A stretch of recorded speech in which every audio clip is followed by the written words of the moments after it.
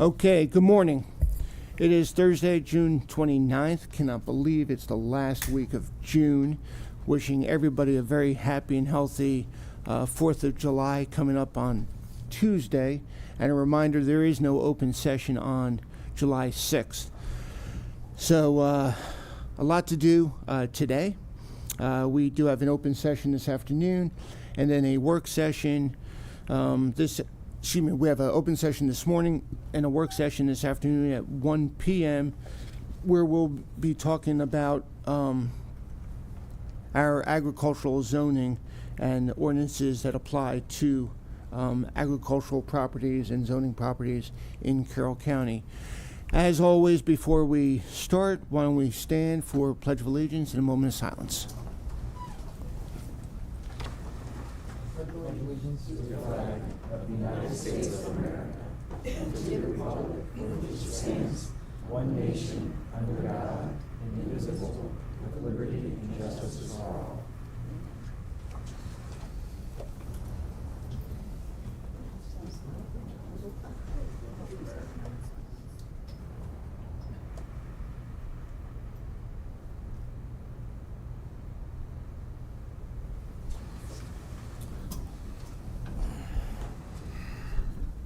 I'm always waiting for the hand gestures of Commissioner Vigliotti to allow me to sit down. No, I'm kidding. Okay, so with Priority Carroll, and we do have one proclamation to read. Do we have Rec and Parks in here? Okay. Hi, Lisa. You can come up for now if you would like. You're not going to talk for a few minutes, but that's all right. You were hiding in the back. I was. It was the last open seat, actually. Is that? It was the last open seat. It's full Oh, house wow. today. Okay. So, give us a few minutes, Lisa, and let's get us through Priority Carroll, and then we'll go through the proclamation. So, Commissioner Guerin, what's on your mind? Oh, sure. Okay, thank you. Good morning, Carroll County. I've got a few items, and I think I've got some visual aids that I sprung on the video staff at the last minute this morning, so I don't know if they'll be able to put those up, but just a couple notes. The Environmental Advisory Committee meeting, ESAC, was last night. I'm the commissioner representative on that committee. And it's, people are not familiar with ESAC, it's just bringing together really every entity in the county to make the best policy we can moving forward with the fire departments and our volunteer organizations in this transition. Rick Baker was reelected as chairman of that committee, and I couldn't be happier about that.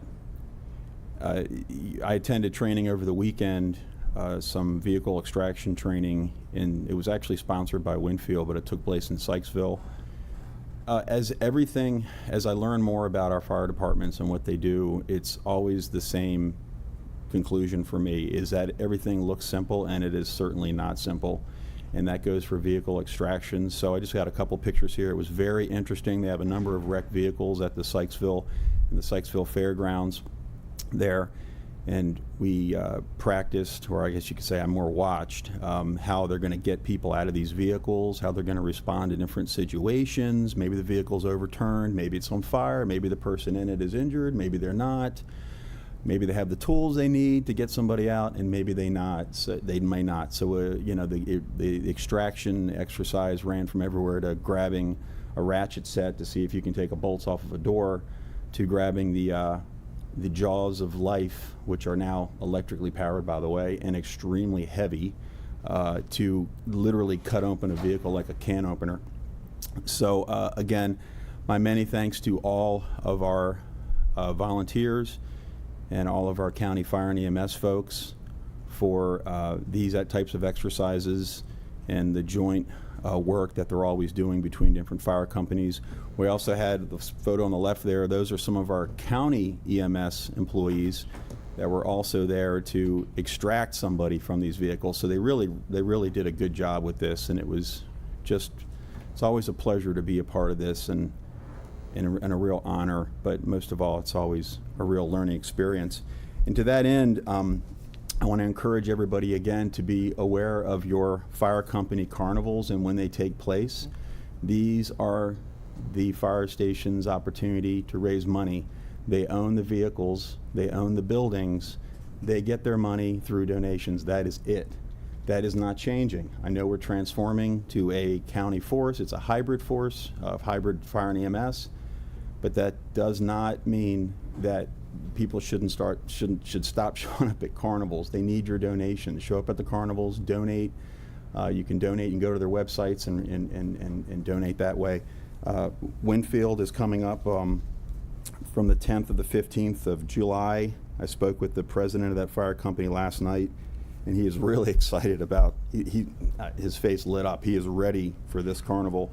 And then Mount Airy, my neighborhood, is going to take place from the 31st of July to the 8th of August. So get out there, Carroll County, get to these carnivals and support your local fire stations. I'll follow up with a topic I've been discussing a little bit lately, sort of my one-man quest to take the fun out of Priority Carroll. I realize that's kind of what I'm known for now, but I've been talking the last couple of weeks about what's going to happen on July 1st in the state of Maryland with the recreational sale of marijuana, a very dangerous drug, and it seems every day you read more and more about how bad it is, and it's a little amusing to read some of the news stories out of the state because you can tell even the most sort of mainstream outlets, they're kind of doing backflips to tell you it's going to be okay, we think, but we're not really sure, so we're going to find out on the 1st and over the next couple of years. But a blockbuster study came out of Canada earlier this week. They did a 5-year study on the serious mental health issues related to cannabis and came up with a very disturbing conclusion, which is that the information found in the 5 years following the legalization of cannabis, cases of psychosis and paranoia have more than doubled. The findings suggest that the mental health effects of cannabis use may be more severe and long-term than previously thought. So that's certainly the case. And what I also discovered this week, which I don't think a lot of people were aware of, but we had that awful accident back in March on 695. It was tragic. Six highway workers were killed. 2 of them were Carroll County residents, a father and a son from Union Bridge. What you probably haven't heard yet is there were 2 people really responsible for that accident. It was just unforgivable, the rates of speed and what they were both doing. But the primary person responsible for that accident, which you probably don't know, they found THC in her system. And her response was, well, I smoked it yesterday. So, we're talking real impact here and how you can make decisions. And our county's going to be struggling with this. And I promise to provide people with more information of it moving forward. So, and that is all for me. Thank you. Okay, Commissioner Gordon. Thank you. First and foremost, it's been a busy week as it has for all of us. Would first like to congratulate a new downtown Westminster business, Knowing Beauty, which is a Botox, seropathy, and zero balancing business owned by Jennifer Ballas, is now located in downtown Westminster. So we have some new businesses moving into the area, which is always good to see in Westminster. Secondly, would like to congratulate Jalen, who is the Maryland Youth of the Year, as well as the Carroll County Boys and Girls Club Youth of the Year. She recently was in New York City representing both the state of Maryland and us here in Carroll County at the Northeast Regional Youth of the Year event, and wish her all the best. And she's going to be spending the next year representing both Maryland and Carroll at a variety of events and promoting positivity for youth in our state and our local community. So kudos to her for that. Next, we have an image here. This image very specifically relates to today. So in Westminster 160 years ago, for those of you that do know, there was a Civil War skirmish, Corbett's Charge. This image you see here is the ambrotype, which is the only Civil War street scene of Westminster just prior to this skirmish. The skirmish was the 1st Delaware Cavalry on horseback, and there was a member of the 50th New York Engineers along Main Street. This image took a lot of time to figure out, but this image is actually on Main Street between Center and Court. So we actually have figured out the location of this image. This image was taken by a local photographer just prior to the skirmish in Westminster. And one other interesting little piece of history today relating to Corbett's Charge as well is a very fascinating but not visually, I guess, interesting item, Chris, if you can switch to the next one there, is a check. This check was drawn on the Bank of Westminster today, 160 years ago. What's interesting about this check is this check was written out for $3,000, which was a huge sum of money, and it is written out by John B. Boyle, the treasurer of the Western Maryland Railroad. The railroad was constructed in Westminster in 1861. One can only surmise as to why Mr. Boyle was pulling a large sum of money out on the day of the skirmish. He may have gotten advance notice, we'll never know.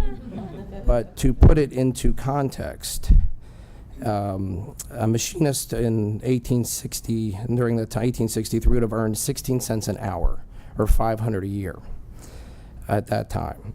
Or a laborer would be about 10 cents or $300 a year. So while we'll never know why, we have to really wonder what was behind this. So I just wanted to share that in reference to today's historical event 160 years ago. And as I mentioned last week, today is the Corbett's Charge events in Westminster, running from 2 p.m. to 8 p.m. There'll be a variety of things, historic tour, memorial service, as well as historical displays, and that runs from 2 to 8 p.m., both at Westminster's Historic City Hall and a variety of other locations around town. So if you have time, definitely something to check out. And that's all I have. Thank Okay, you. thank you. Commissioner Collar. I want to start out by mentioning our delegates and state senators. We've had a very good rapport with them. This year, last year with the maps, 42C popped up in the middle of District 5, and to their credit, while some of us voted in 42C, some of us voted in District 5, they've worked very well together, and it's been great. And Senator Chris West and Delegate Josh Stanko were instrumental in making sure Hampstead Fire Company got their grant money that got pulled out of the budget. So they've worked very well together. And I just wanted to mention Senator West has announced he is not running again. Now, it's still a few years out.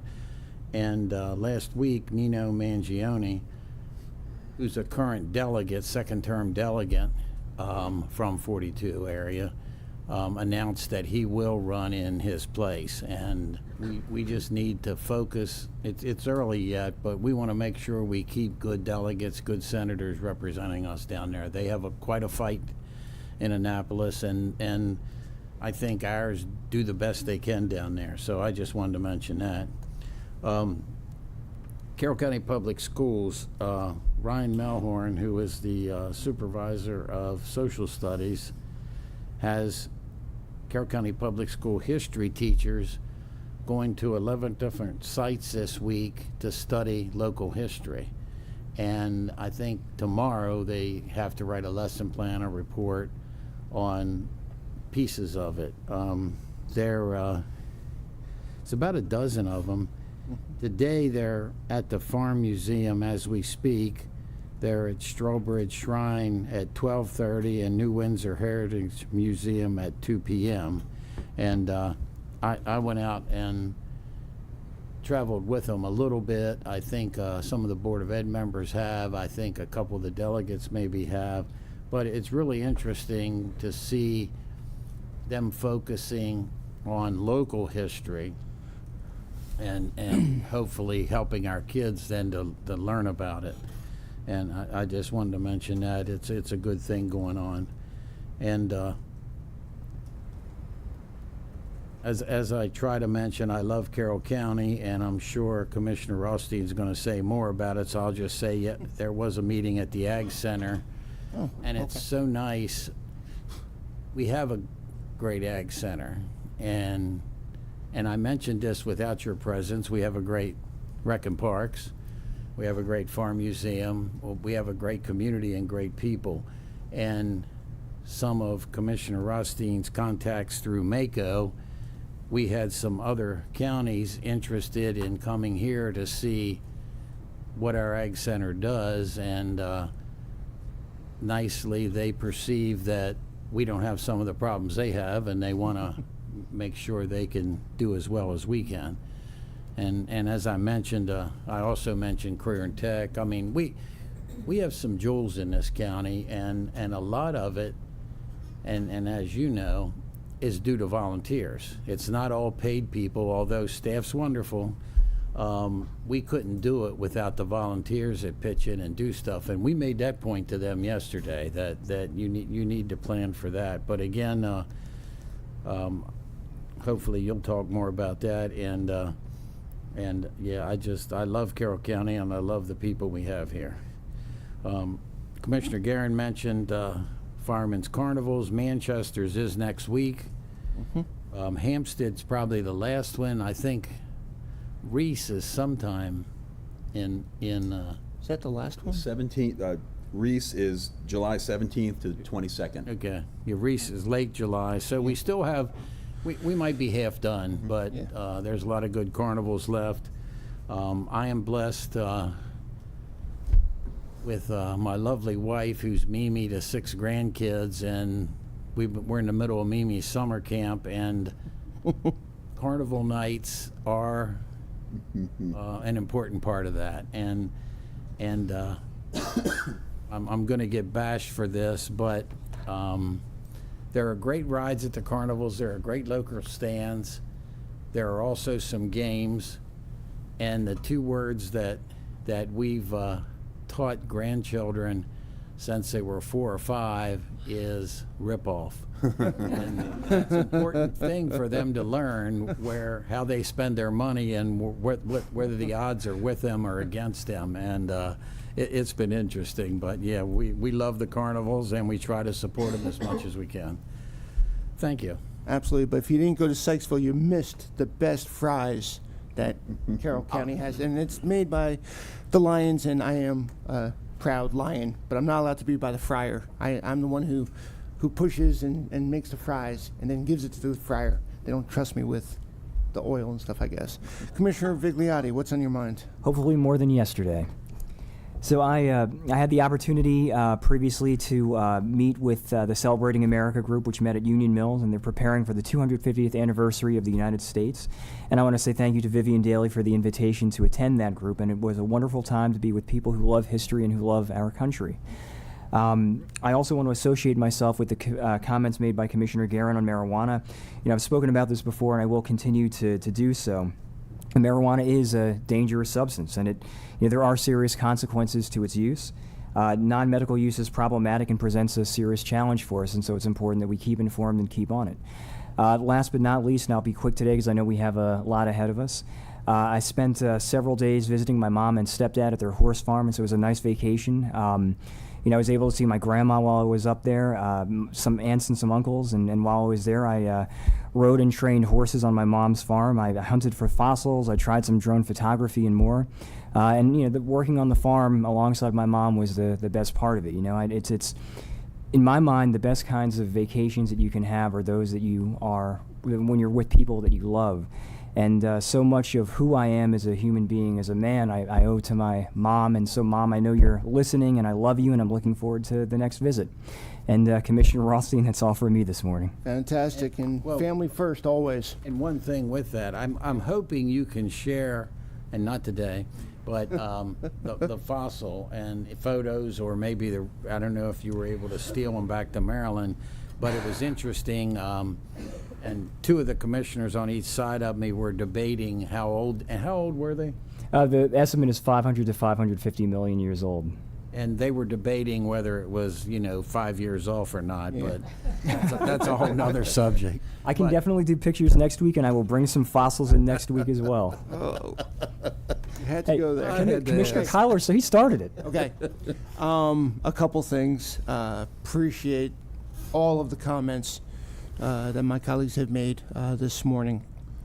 And we do have a relatively busy calendar schedule agenda for this morning. But highlight what Commissioner Kyler shared was we had the opportunity to showcase the Ag Center. The Ag Center is a 501c3, and we showcased it to Harford County Executive Bob Castley and his entire staff, and they were just completely in awe. And they were in awe of the entirety of it, the complex.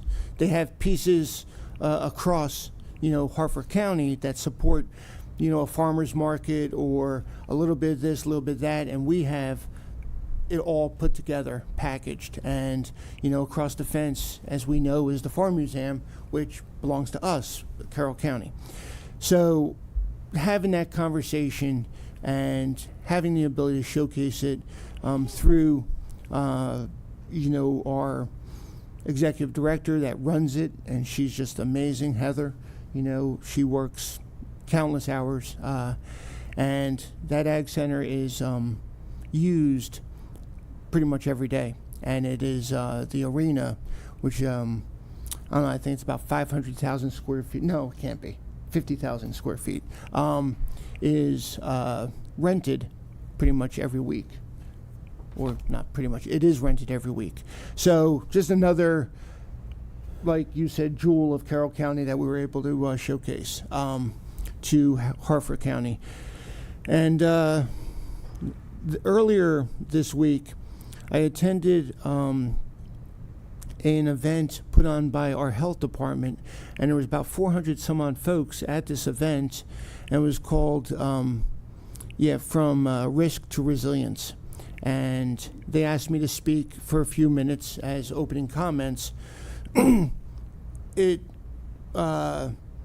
was mostly, well, it was health department, it was school officials, police, from Carroll County, but also from the region. And some of you have heard me share some of my thoughts about the importance of resiliency, the importance of being proactive and taking care of ourselves. When something happens, how do you pick yourself back up? And then lastly, how to be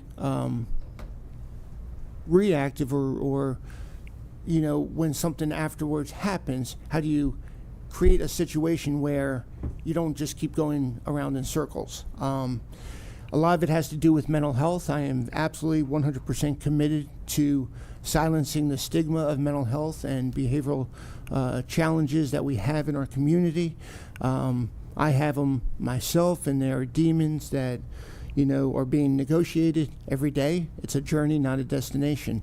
And fortunately, I have support from the medical community, but my family, my colleagues, and everyone, because we've got to step up. And I'm tired of people waiting 30 plus years like I did, whereas somebody in the early 20s can get identified and start taking care of themselves. So this is kind of in a nutshell, what I shared at this event. But I also highlighted, because being a veteran, the veteran services that we do provide, and I will continue to highlight it and showcase our county's resources, our citizen services, our aging disabilities, our veterans groups are just phenomenal in Carroll County. We have veteran support officers on the ready for veterans to be identified and serviced as they should be. No other jurisdiction, no other county in Maryland has what we have. And it's because it started from the bottom up, and that's creating a Veterans Advisory Council on understanding the needs of our veterans, from transportation to support officers. And then we put our money where our mouth is. And our money is your money, is the community's money, to taking care of a population that I believe deserves what they receive. Thanks, Chris, for putting that up. And it's not just men and women in green, but it's also in red and blue. And that's why involvement from Commissioner Guerin in the ESAC is so important, to be boots on the ground, understanding the challenges of those that they don't run into the fire, they walk, and they walk carefully and do what's right and take care of a community as people are walking away. But just want to highlight that for you. So best thing you can do, especially for this July 4th coming up, is say thank you. to those that are in uniform, those that have served, to allow us to be who we are and what we're doing. And it's kind of a good reminder. Okay. Last thing, we have a joint meeting coming up in a couple weeks. Joint meeting The Board of Ed, with the Board of Ed, the 12th. the 12th. And, you know, I'm bringing this up because what Commissioner Kyler said, the importance of relationships with the delegation, but also with the Board of Education. It's challenging, and it's even more challenging when you make decisions without your input. And that's why a lot of you here want to provide your input. That allows us to make the best decisions we can for the community and the county. If there are issues you want us to bring up during these joint meetings, let us know. I have not heard that we're not responsive, so that's a good thing. We try to be very responsive to all of you, so just want to throw that out there. Okay, let me stop there. I know we have a proclamation, and our newly acting Rec and Parks Chief, right? Lisa Carroll is in front of us, but before you get to talk, let's hear what Commissioner Vigliotti has to say. Proclamation for Park and Recreation Month, July 2023. Whereas recreation and park programs are an integral part of communities throughout this country, including Carroll County, Maryland, and recreation and parks are vitally important to the quality of life in our communities, supporting the health of citizens and contributing to the economic and environmental well-being of the community. And recreation and parks provide a safe place for children and adults to connect with nature and recreate outdoors. And recreation and parks encourage physical activities by providing space for popular sports, trails for walking and hiking, and many other activities designed to promote active lifestyles. And recreation and parks promote lifelong learning opportunities and provide rewarding activities for families. And the Carroll County Department of Recreation and Parks connects people, parks, and programs in support of a strong, healthy community and natural environment.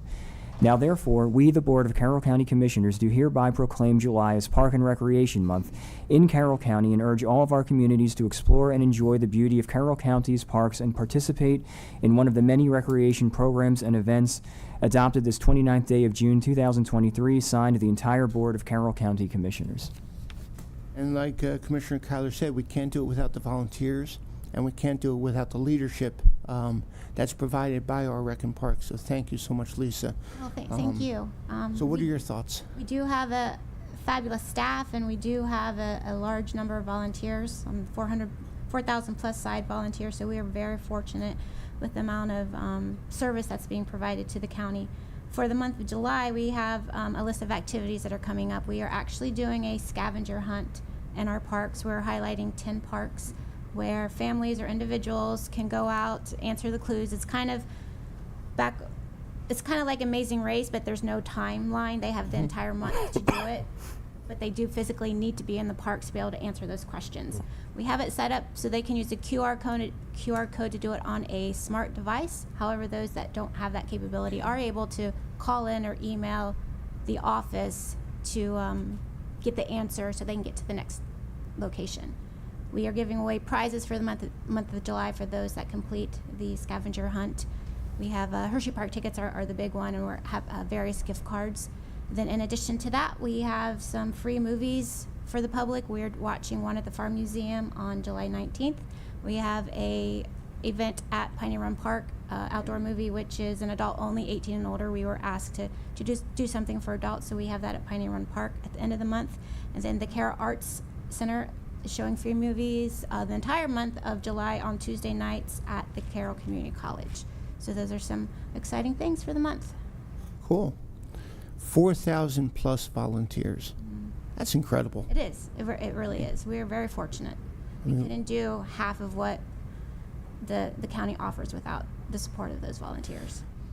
A few weeks ago, I went to Howard County, and the president of the board of MACO has the opportunity to host us.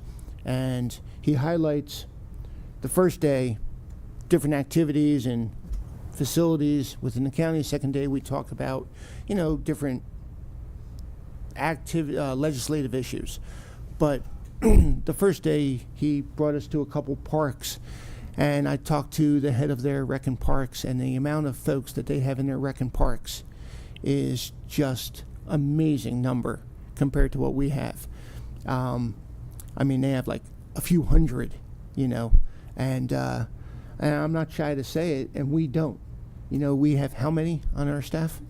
I want to say 22, maybe 25 full-time, but So staff-wise, compared to Howard County, we are tiny. we are dwarfed, and the reason we are so good at what we do is those volunteers Absolutely. and the leadership and the 25. But you know, we could not do it without those volunteers.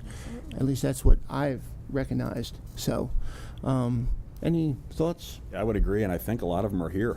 Yeah. I mean, I think they're all sitting back here, so they just happen to be here today as well. So, thank you, thank you, thank you, thank you. Well, thank you.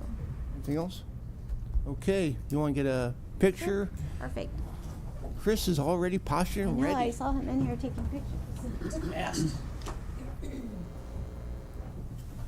Where's your big check? Yes, absolutely.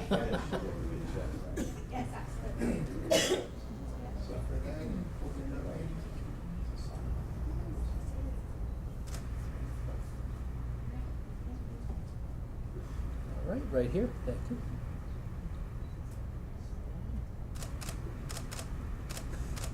Very good. Thank you.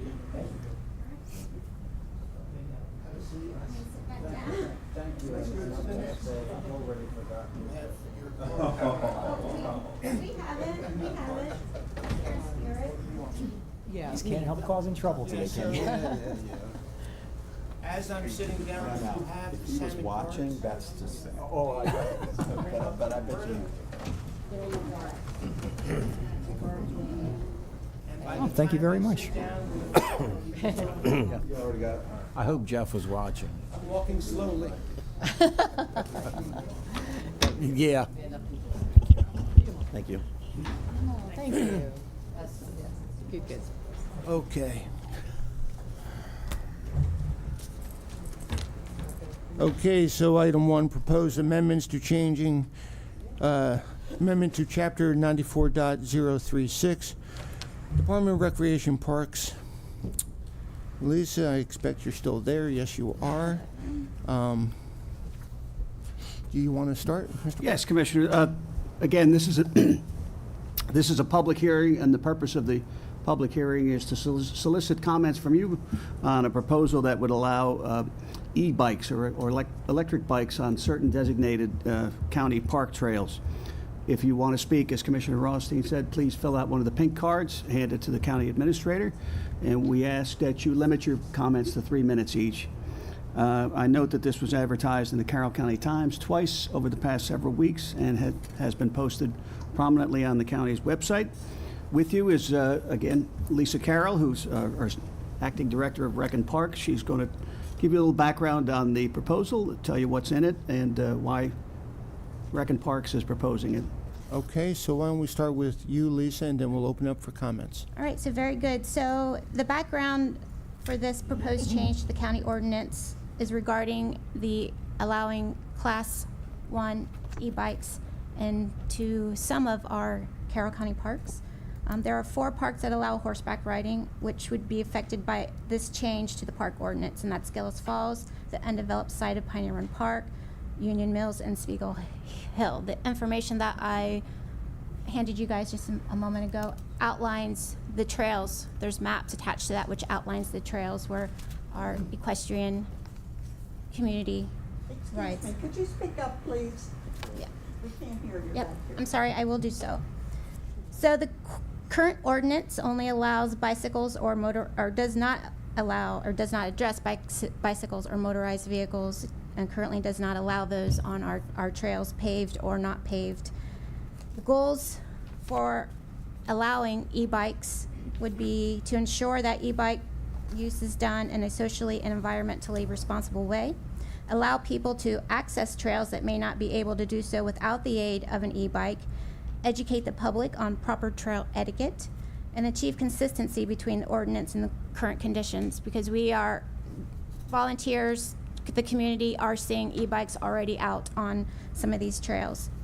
So possible actions are no change to the ordinance, allow only certain class or classes of e-bikes in all areas, or allow certain classes or class of e-bikes only in designated areas. So on February the 22nd, we had, our advisory board had a public input hearing on the issue of e-bikes on our trails. And after reviewing the code, after Director Daggetts reviewed the code with the advisory board made a recommendation to change the ordinance. The change to the ordinance would affect the section 94.033 to include a statement allowing for the usage of Class E bikes only on designated trails and county parks. And that's why we're here today. Okay. Just a reminder, these are directional, so if you move that towards you, it'll be a little bit easier. Perfect. Any questions for Ms. Carroll at this time? So just as a quick clarification, can you talk a little bit about what Class 1 e-bikes actually are? Because I've tried to determine or to distinguish between them. I mean, I know like some of them you have to pedal to get them moving. Some of them have higher rates of speed. I mean, what are we talking about specifically when we're talking about Class 1 e-bikes? So Class 1 e-bike is a bicycle that will not move unless the user is pedaling. It can get up to the speed of 20 miles per hour. But once the user stops pedaling, that assistance of that motor is not engaged. It's not active. Okay. Quick, excuse me, quick question. You had mentioned that there's 4 affected parks for this possible ordinance change.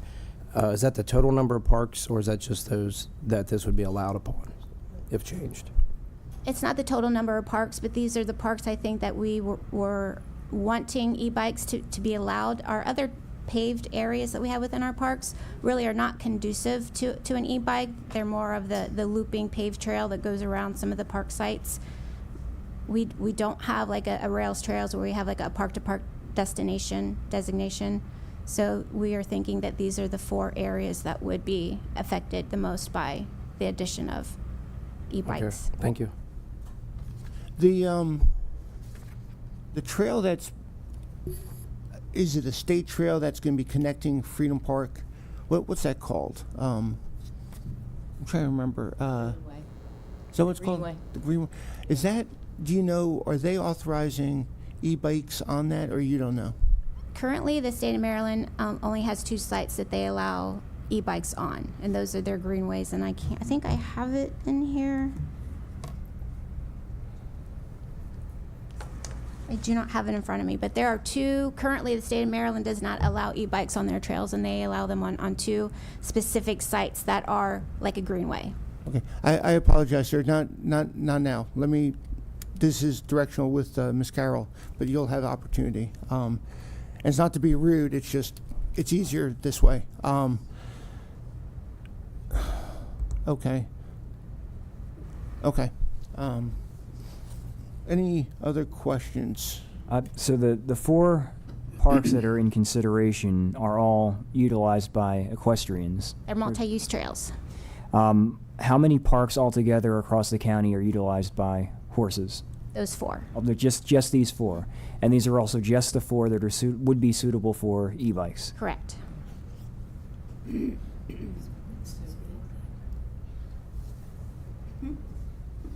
Okay.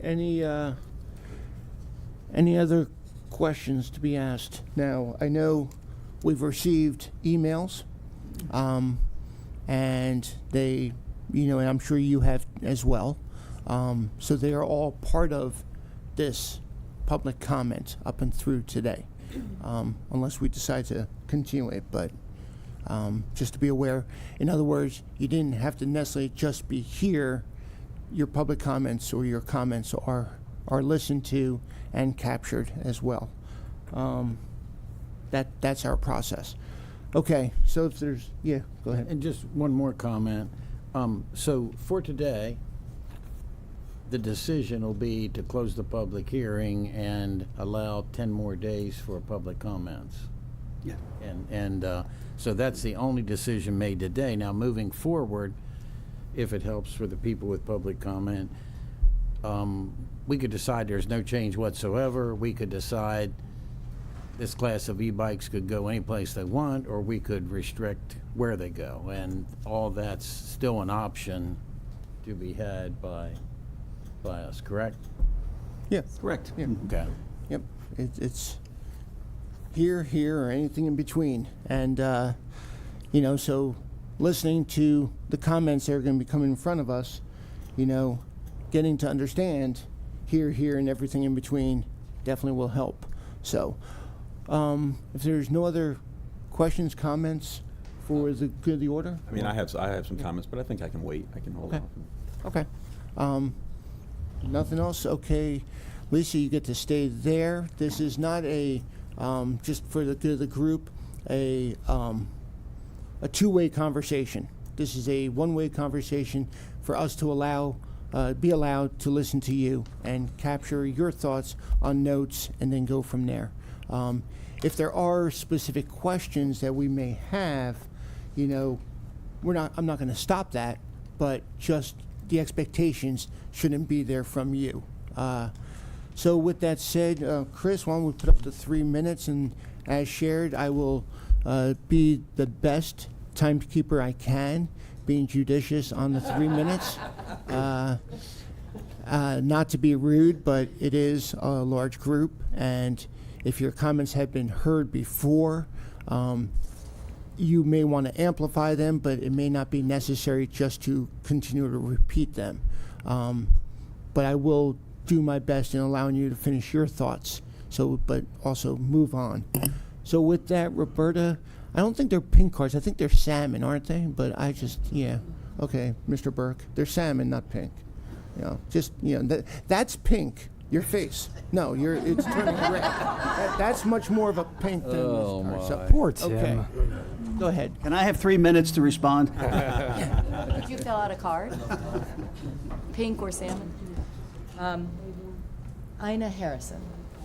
Please come to the microphone, state your name, your address, and say your.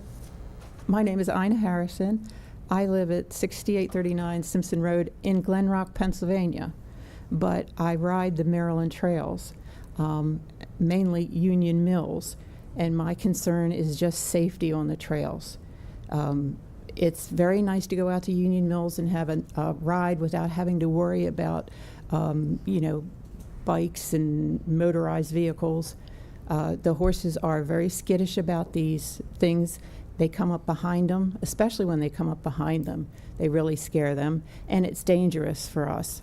Now, I know I'm not against e-bikes and people riding them, but I don't know. As you say, there's only 4 places in Carroll County that we can ride, and of those 4, I don't know that all 4 would need to accommodate the e-bikes, and if they do, that there should be some regulations as to what happens when you meet up with each other, what the bike is supposed to do, or the rider, which, you're riding an animal that has a mind of its own, so you can't always control it, whereas on a bike you have control.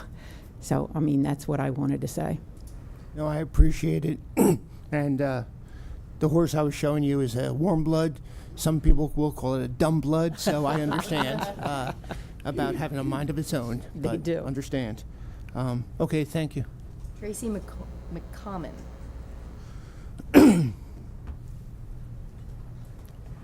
Hello, I'm Tracy McCommon, and I live very close to Union Mills, and we have 4 horses, and I have 2 children. One's 18 and one is 14, and we all like to ride at Union Mills. It's only very close to our house, and I like to get my boys out to ride and spend time outside away from the computers and give them good things to look at around us.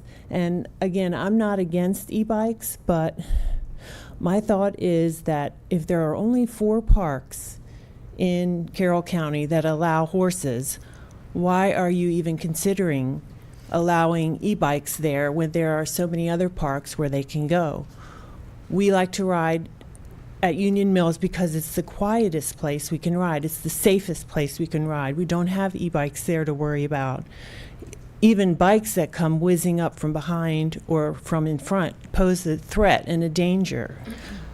And I would suggest that you consider starting out with e-bikes where there aren't horses and see how it goes there. And, you know, we pay a lot of money for horses in the region. I mean, we buy horse trailers, we buy trucks, we buy tack, we buy horses, we have farms, we pay lots of taxes. We spend a great deal of money that's a lot more than e-bikes.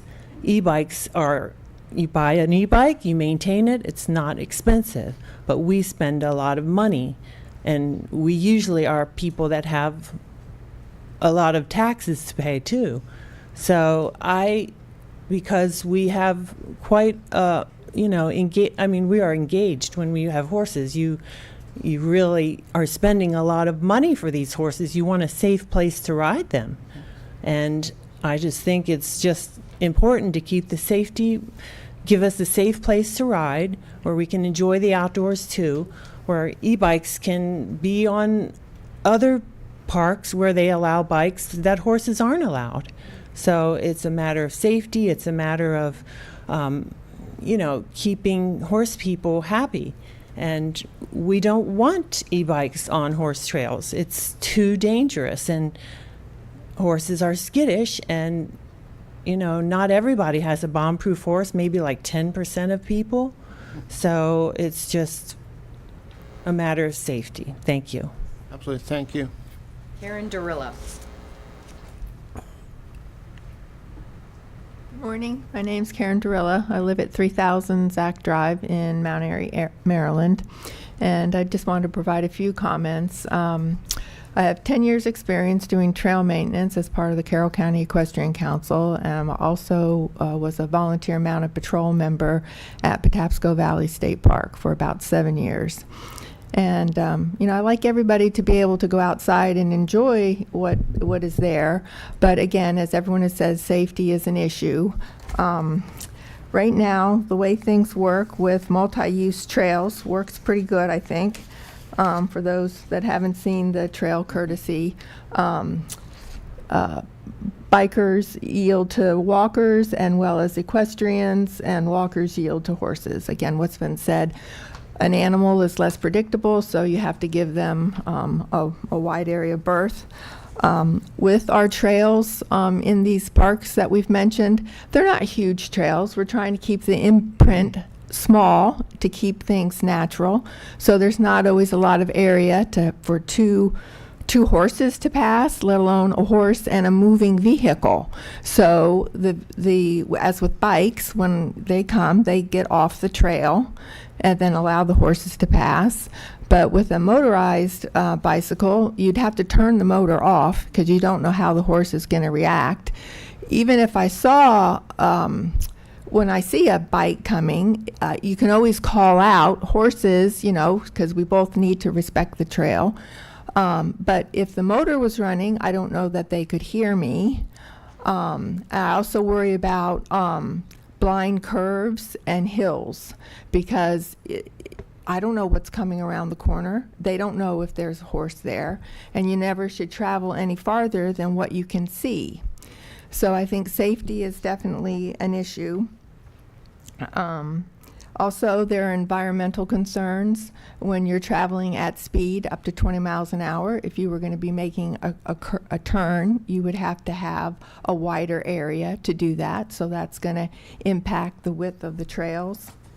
Also, the National Environmental Policy Act requires a review of the environmental impacts associated with expanded e-bike use. So there would have to be environmental impact statements done or environmental assessments performed at these parks.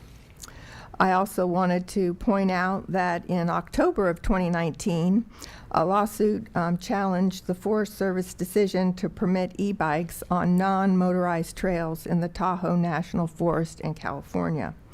The suit was settled, and the National Forest clarified that e-bikes are no longer permitted on non-motorized trails. They're only allowed on National Forest System roads and trails, which are specifically designated for motor vehicles. So it doesn't make sense to me when there's lots of paved areas where a bike would go or a motorized thing would go. That's where they should be. And we have mountain bikes on dirt trails. We don't have horses on highways. So we just need to keep everybody in their lanes. There's also the concern of noise, the additional noise. There are a lot of homes in the Piney Run area, and those people that moved into those areas, it's attractive to live next to nature space because you know it's going to be quieter. Okay, And ma'am. finally, I'm just concerned about public perception. You know, it's e-bikes, and then do people know it's class 1, class 2, class 3? What's to prevent dirt bikes or motorcycles? And there's no enforcement. So that's really problematic because we have regulations, speed limits on highways and things like that to let people know don't test that. There's rules. So thank you. Thank Sorry, I you. went over. Linda Rogers. And after Linda, it'll be Eric Powers and then Maria Hillegas.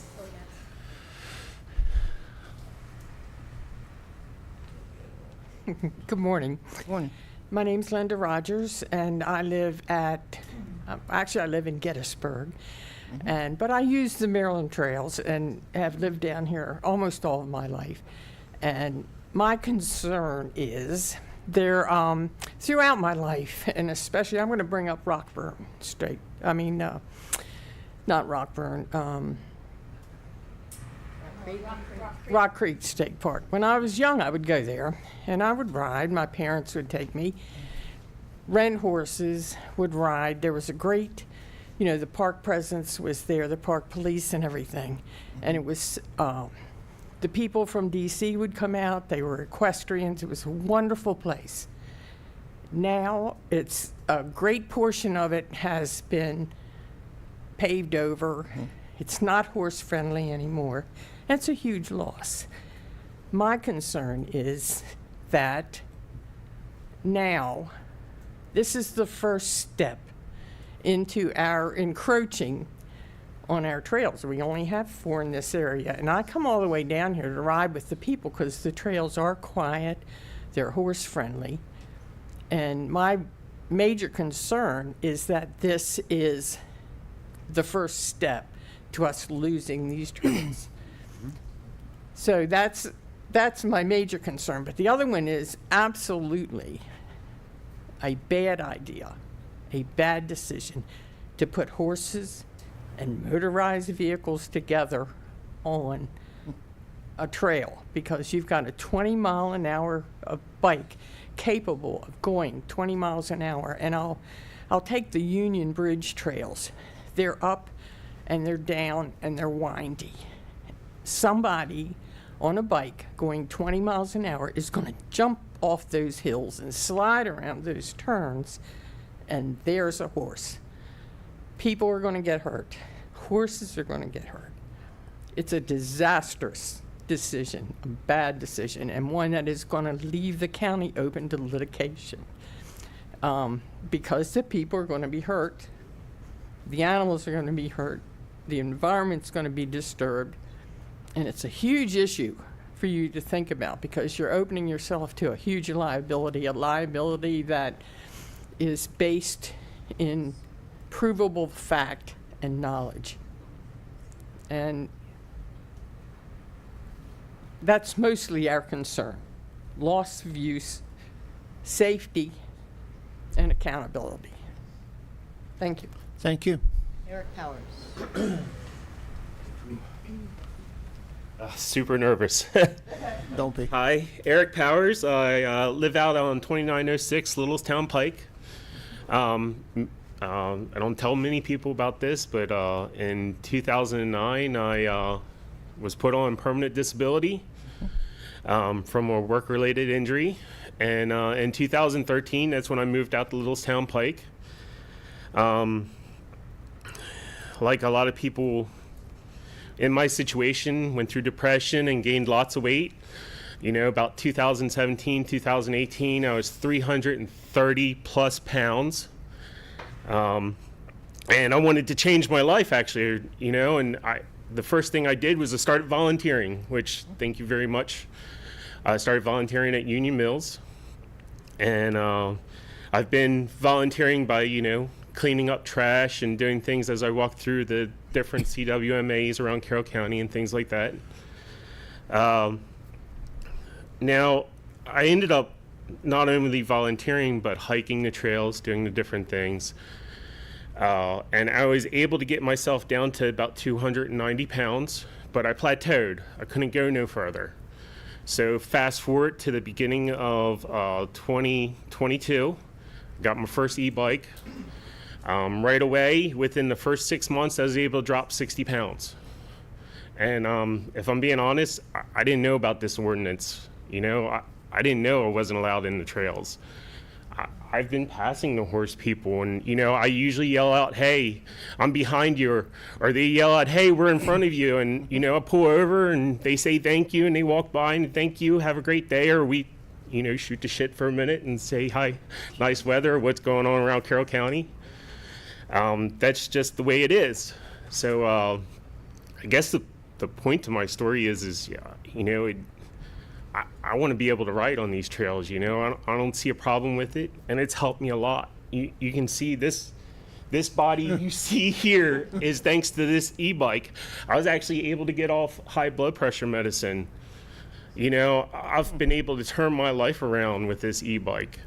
And it'd be a real damn shame if, you know, I couldn't ride and enjoy the same spaces everybody else enjoying, especially since I volunteer to help out in these places.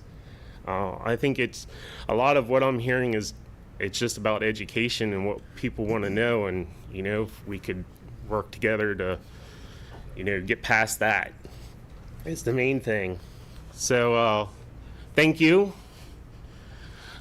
Absolutely. Thank you. So Maria Hillegas. Oh, can I say one last thing? Sure. Now, a lot of e-bikes are sold Class 2. I'm not sure if this went through. Would we have to modify our bikes to Class 1? Because, you know, from what I can tell, the Class 2 have a throttle, and I use that throttle. Like, when I can't pedal, like, to get up a hill, I have to kick it like a scooter to try to help get myself up, or use that throttle to help push the bicycle up a hill, because those bikes are like 80, 90 pounds, you know, and you can't, you know, it'd be impossible for me with my injuries to push a 90-pound bike up a hill, especially in these trails. Yeah. So, Okay. I don't know. Thank you. So after Maria, she's coming to the mic, it'll be Darlene Welsh, and yeah. And then Jean Soa? Hey, this is a follow-up to the email I already sent all of you guys. Good morning, and thank you for allowing me the opportunity to voice my opinion regarding the use of Class 1 electric bikes in our park. My name is Maria Hillegas. I'm a Carroll County resident. I'm an active and avid horseback rider, and I trail ride often, mainly Union Mills, sometimes Gillis Falls. I frequent the local state and county parks, surrounding areas. Many of the trails I ride were originally forged by horseback riders. I am against allowing any motorized or self-propelled bikes or other type of vehicles to use or have access to our shared use trails within Union Mills and Piney Run and the other parks that were mentioned. I believe we should follow the leading regulations of other Maryland state and county parks such as McKeldin and Little Bennett at the moment. Safety is the biggest issue here. The speed they can gain and how quickly they can approach is a very quiet manner. These are a few of the reasons I believe they should not be allowed at this time. I also believe that if the use of Class 1 electric bikes are allowed, that this will need to be regulated somehow. And how are we going to regulate just keeping them at Class 1? They all kind of look alike to me. I know some don't have a throttle, some have a throttle.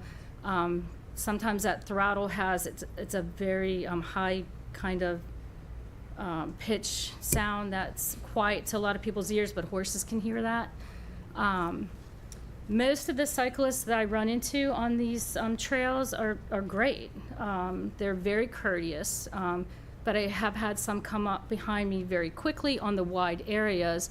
I've also had a few discussions where they're like, your horse can go just as fast. Well, we can only go fast on a straightaway that's wide where you can see, and that you can see down the trail. We can't go quick around these turns. We don't go fast downhill.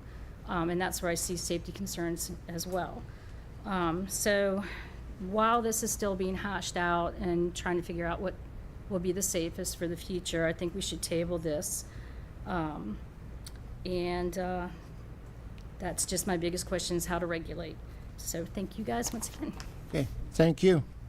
Said Darlene Welsh, and then the last name, Jean's last name, it looks like it's spelled S-O-W-A. It's Joanne. So, Joanne. Sorry. My glasses back on. Sorry, Joanne. That's okay. Hi, my name's Darlene Welsh. I live at 2132 Brown Road in Finksburg, and I'm the president of the Carroll County Equestrian Council. And we have established to provide equine recreation and education in Carroll County. The Carroll County Equestrian Council is voicing concerns regarding the safety of equestrians and other trail users if motorized vehicles, also referred to as Class 1 e-bikes, are allowed on the natural surface trails at Union Mills and Piney Run undeveloped area. For many years, and even more recently, the presence of motorized vehicles, including e-bikes, has increased on the natural surface trails. There is no enforcement of the current ordinance prohibiting motorized vehicles and no plan to provide enforcement. Another component of the current ordinance that is not enforced includes dogs must be on a leash. When in full foliage, the trails at Union Mills and Piney Run undeveloped area have limited sight lines and blind curves. This creates a hazardous situation when a cyclist is suddenly behind a horse or suddenly approaching a horse with the potential of serious injury. The natural surface trails created by equestrians at Union Mills and Piney Run undeveloped area are the only trails accessible to equestrians. Cyclists and hikers are permitted on Hoshwood trails. Equestrians are not. We, the Carroll County Equestrian Council, oppose e-bikes on the trails at Union Mills and Piney Run undeveloped area. Thank you for your consideration of our concerns. Thank you, ma'am. Joanne. And then Ellen Stiers. Ellen Stiers. Okay, well, I'm both in excuse me. My name's Joanne Silla. I live at 1199 Frizzell Road in the southern part of the county. I'm an equestrian, and I've also been a bike rider. And I hope I don't get excommunicated for what I'm about to say by my equestrian friends. But I want to say that there are plenty of reasonable arguments for pro and con for e-bikes being allowed out on the trails. User safety and user fitness should not be in opposition of each other, and yet that is the elephant in the room and is what we're dealing with when considering e-bikes on trails at Union Mills. How can the different user groups coexist safely on the trails? Well, problem number one, as I see it, is the trails are not created for biking purposes. Most of the trails at Union Mills are not constructed to be safe for bikes, and especially not e-bikes. In fact, most of the trails at Union Mills are constructed as single-track trail, only wide enough for one person. And the trails in many spots have no space for moving over or to move off of the trail to allow for a bike to pass or a horse to turn around and go another way. I have ridden horses on multi-user trails in many places across the country. I've competed riding 50 miles in a day, 100 miles in a day over the most horrific terrain you'd ever want to know about. But when it comes to mindfully constructed trail that are multi-uses, like in Tennessee and Big South Fork, that are for general purposes that are allowed for both wheeled and equine and foot traffic, the trail was gravel and very wide enough to drive a horse-drawn carriage with plenty of room for moving aside and turning around, etc. We do not have that on the trails that you're talking about opening up. Problem number two, Another problem is e-bikers present on the Union Mill trails that they can travel uphill and downhill faster without having developed the necessary bike control skills that a person riding a non-electric bike would have acquired. Okay, so my point is I can say from my recent personal horseback riding experiences that there is nothing quite as thrilling as having a bike rider come up on me from behind a blind turn and then have to hit the brakes hard, turning into a sideways skidding bike headed for me and my horse. There is only so much as a rider I can do to control the first few milliseconds of a reactive, self-preserving panic my horse is going to experience. If I can manage to stay on top of my horse after the bike rider-induced radio antics subside, it will be a good learning experience for the bike rider about trail etiquette, but not for my horse. My horse will never forget that moment, and I will have to untrain that moment for many, many rides yet to come. As for me, if I fall off, there's a good chance I will hurt myself. I'm a senior citizen and may require medical care. Will the bike rider be held accountable for my injuries as I would be held accountable if my horse caused damages?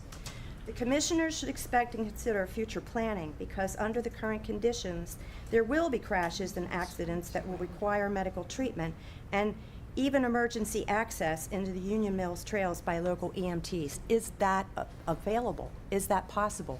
How hurt can we be, and how easily will we be able to get help? I ask that the commissioners postpone their decision on this issue until a cross-function team of people from both user groups can review the trails for suitability and safety and the other factors that would be required to allow e-bikes on such a trail for right-of-way and dangerous and unsuitable trails for e-bikes. Are we going to be able to put signage out there to make sure that bikes only go this way and horseback riders go that way? I mean, how do we do it? How do we actually coexist? I see my time's up, so I'm just going to yield to the floor. I thank you so much. Ellen Stiers.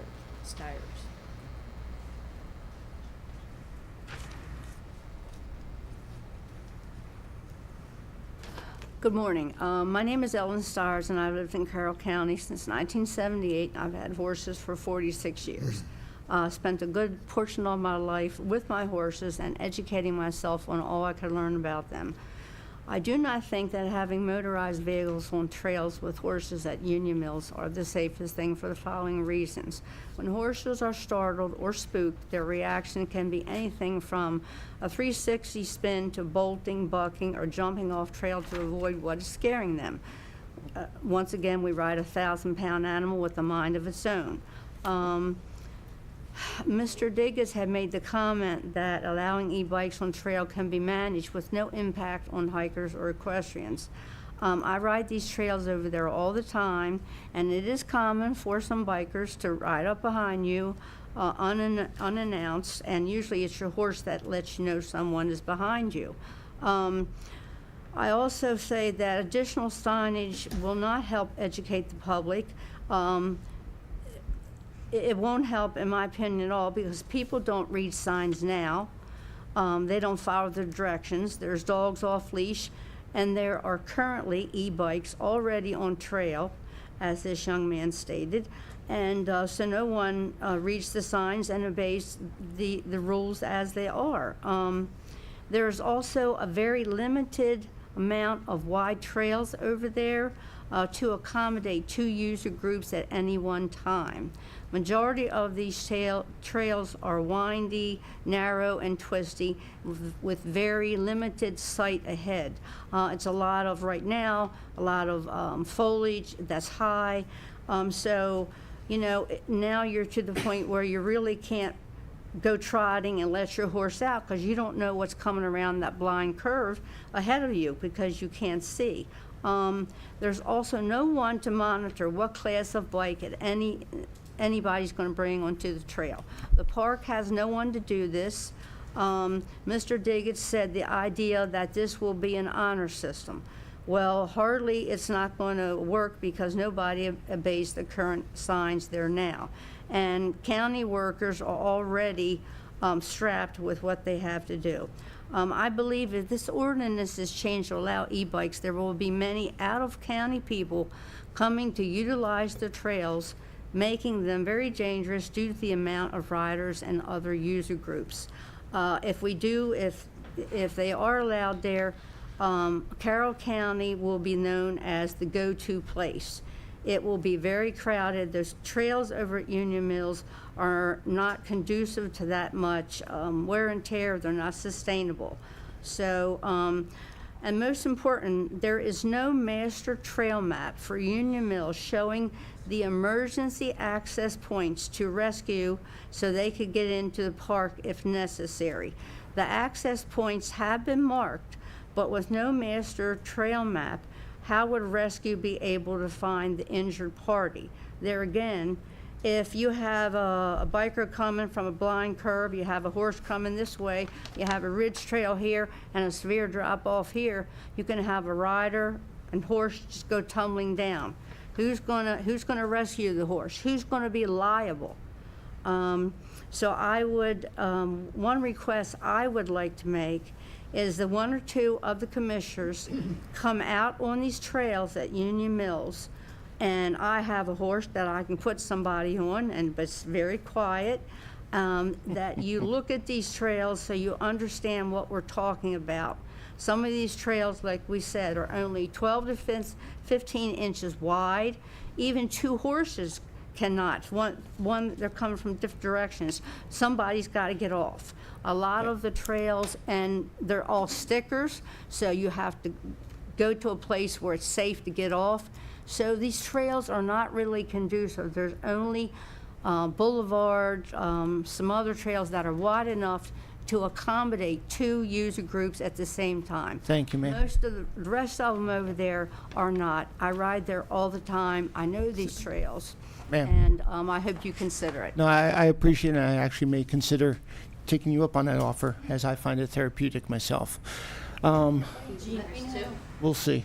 Jean What's that? Schwartz, and then Jean Schwartz, and then Fiona. Fiona. Sorry, wasn't sure whether it was Andrew. Thanks. Hi, I'm Jean Swartz. I'm a Carroll County native, and regrettably, I probably am the oldest one here as far as association with the Union Mills Trails. About 40 years ago, I went in front of the Parks and Rec Board, and I asked them, this vacant land that the county bought up with taxpayer dollars, can't we use it for some trails? It was to be flooded one day for a reservoir, which you all know now won't happen. I was told to select some people. I set up a committee, and we went out and we personally built the trails. We had in mind erosion, horse use. We were horse people. We had one county Parks and Rec person and Mike Whitson, facilities, I guess. But all the work was done at no cost to the county. Volunteers did it all. Volunteers that were horse people built the trails. Thus you're hearing the narrow. Later they decided they needed a fire road. So they brought in a dozer and made the boulevard. Horrible erosion problem. There's been accidents with bikes on that hill. The narrow trails are covered with canopy, less erosion. Well, horses aren't allowed in Hashville, but Hashville discovered the horse trails, and then hikers came. And then they would get lost, and the hikers would be guided back by horse people to get back to safety. Then the bikers came. I love Moore. I love the Carroll County Equestrian Council. They're into educating users. But we have to remember that there are yahoos, we'll call them, out there that don't abide by rules, aren't educated, and they're the ones that we have to think about when we put use into being. To give you an example, I was on my horse, a bike with earbuds and head down, came flying around a curve into me. My horse had to sit, rear, and turn as the biker jumped off his bike, and the bike just kept sliding right towards us. I have a good trail horse. He did not panic. I'm lucky Guy was with me and the biker, but these are the things that are unusual that we have to think about when we make plans. Parking, with COVID, everybody discovered our loved park, so you need to put other things in line. adequate parking, adequate education, and adequate trails for the type of use. They paved our dirt road, which was part of the trail system. I guess that's set up for e-bikes already, because now the cars go flying down that road, and you have to be real careful when you're on that part of the trail. So I want you to think about the history. I want you to think about enforcement. I want to think you about speed and trail appropriateness when you make a decision on this. Thank you very much. After Fiona will be Paula Martin, and then Suzanne Garofalo.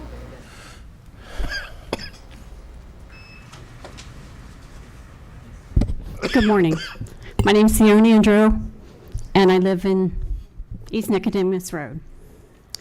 And I've been equestrian forever, but everybody really has hit the points that there's steep trails, lots of corners. And my concern is the park is going to turn into a motocross area, because nobody knows type 1, type 2, type 3 bikes. So if you're going to have the type 1, maybe you might think about making it a medical issue, because everybody else has touched these other points. But if somebody does have a medical issue that needs to use these, maybe a form needs to be filled out, and then the bike gets inspected, and maybe a handicap sticker possibly with a number that we can track who's out there, that it's not just some kid out there that's too lazy to pedal their bike. That's kind of my point. I appreciate it. Okay. Thank you.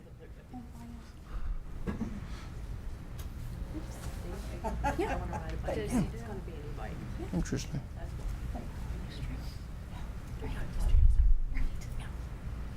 Paula Martin. I live in the Taylorsville area of Carroll County and have for many years. Have a small farmette, and I'm a lifelong horsewoman. Just turned 70. Raised my daughter to be a horsewoman. She's very active in the horse community, and in my way, I still am too. Love to trail ride. I want you to know that at least a few years ago, when the Maryland Department of Agriculture did an equine study, they determined that the equine industry was the 5th leading industry. This is dollars. 5th leading industry in Maryland. And that is very well represented in Carroll County, from breeders to trail riders, little kids. The youngest riders I have known, well, she wasn't riding independently, but was 2. And I have known independent riders to be 5. I started my daughter fox hunting on a lead line at 5. Now she's very accomplished. But horses are prey animals, and their instinct is to flee something that they fear. And they can be very well trained and pretty much unflappable, but they don't start out that way. They start out very inexperienced, tentative, and it takes a while, a long time, to build up the kind of trail horse that somebody offered to take you guys out. That's years of dedication and training and experience. And it's a lot of trust between a horse and rider. When these horses do panic, they're dangerous. They're dangerous to themselves, other horses. And I have an example for you that I personally witnessed.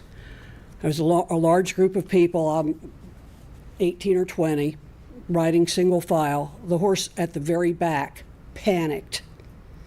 He ran into a couple horses in front of him, was rearing. His rider was dislodged. He went off in another direction. Then he realized he was alone and came back and ran into this stream of horses. And of course, they were upset by the noise. Had a cascade effect. Ultimately, 9 riders were unhorsed. 1 horse stayed around because she's not convinced she's not a person. And the other 8 horses formed a herd and ran rampant through the agricultural area north of Westminster. They were gone for 3 hours. We had multiple people out searching. I was heavily involved in that because the horse that didn't run away was mine. I wasn't unhorsed. My husband was unhorsed. He was only unhorsed. He is a good horseman, but because his saddle slipped sideways. But having multi-use trails is dangerous unless you have very controlled conditions, unless they're somehow separated, unless it's closely monitored. And every horse person here, whatever they said so far, has been open, honest, and needs to be taken into your strong consideration. I think the studies suggested are one of your best avenues. Thank you very much. After Ms. Garofalo, then Rodney Bush, and then Kenneth Harris. Good morning. My name is Suzanne Garofalo. I live in downtown historic Sykesville. I've only lived in Maryland for a few years. Specifically moved to Carroll County because of the agricultural opportunities and the equestrian opportunities. I love this area. So thank you very much also to those of you who built the trails and volunteer. Very much appreciated. I've been riding horses for 40-something years. Not really a fan of sharing them with pedal vehicles or motorized vehicles, but I love that people want to get outdoors. I would just like us to be able to find a way to share them. A lot of my other concerns have been voiced by other people, so I'm just wondering, is there a group of bike riders who have a similar setup to like the Carroll County Equestrian group, where you guys can maybe go out and improve trails on one of the other than these 4 parks? No? Okay. I've heard some comments that we are considered selfish and that this is a personal choice. It's not selfish for self-preservation. And parking was mentioned. My rig is 30 feet long. It's going to be really hard for me to get in and out of a parking lot that is now filled with personal cars. And for me to load up the rig with the horses and all the gear, blah, blah, blah, it's kind of an undertaking. So if I do that and I go to a park and I want to ride and I get there and it's full of cars and there's nowhere for me to park, that's really a hassle. Just something to consider. All of my other concerns have already been voiced. Thank you very much. I appreciate it. Thank you. Rodney Bush.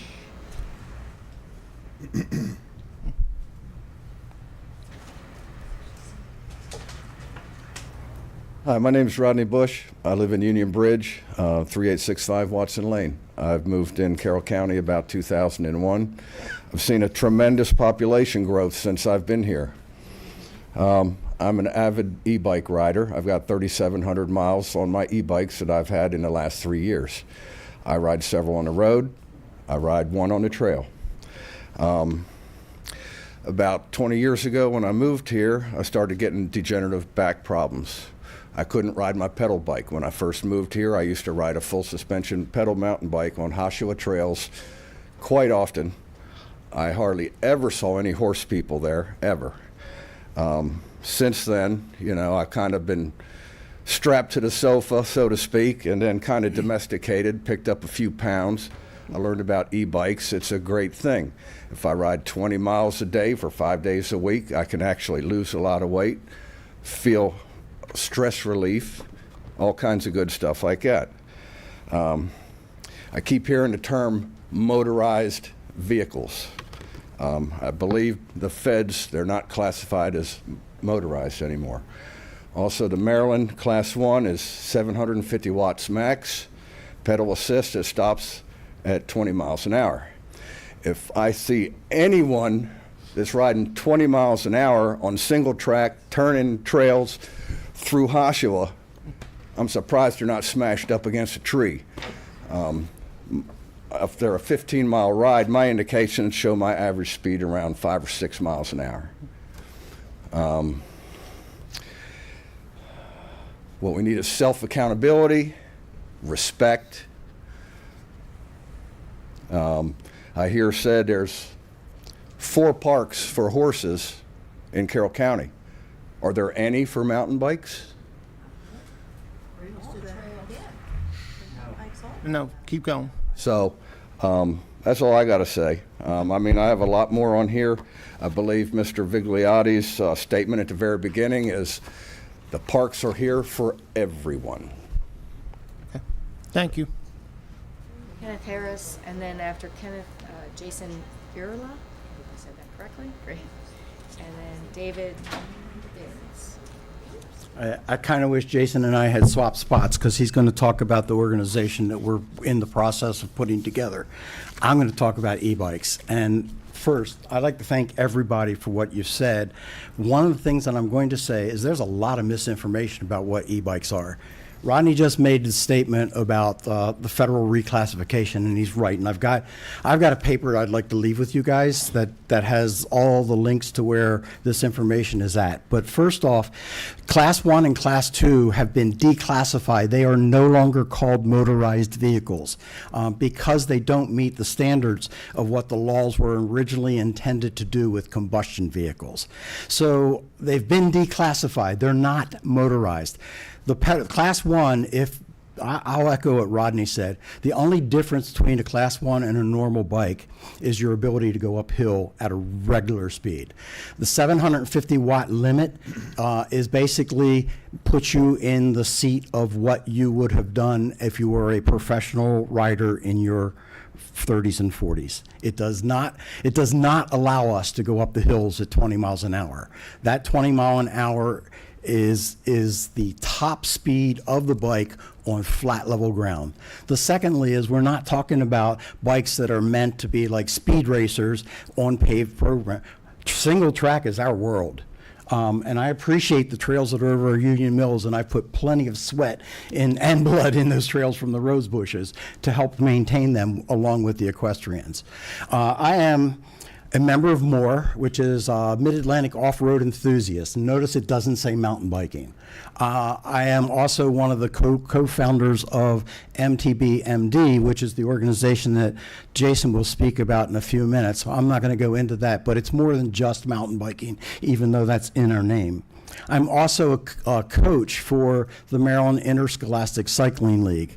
But I'm also 70 years old, and I ride with 45, 35, and 50-year-olds, and I can no longer go up the hills as fast as they go unless I'm on an e-bike. And I go up to New England, and e-bikes are just part of the community. I go up to Pennsylvania, e-bikes are part of the community.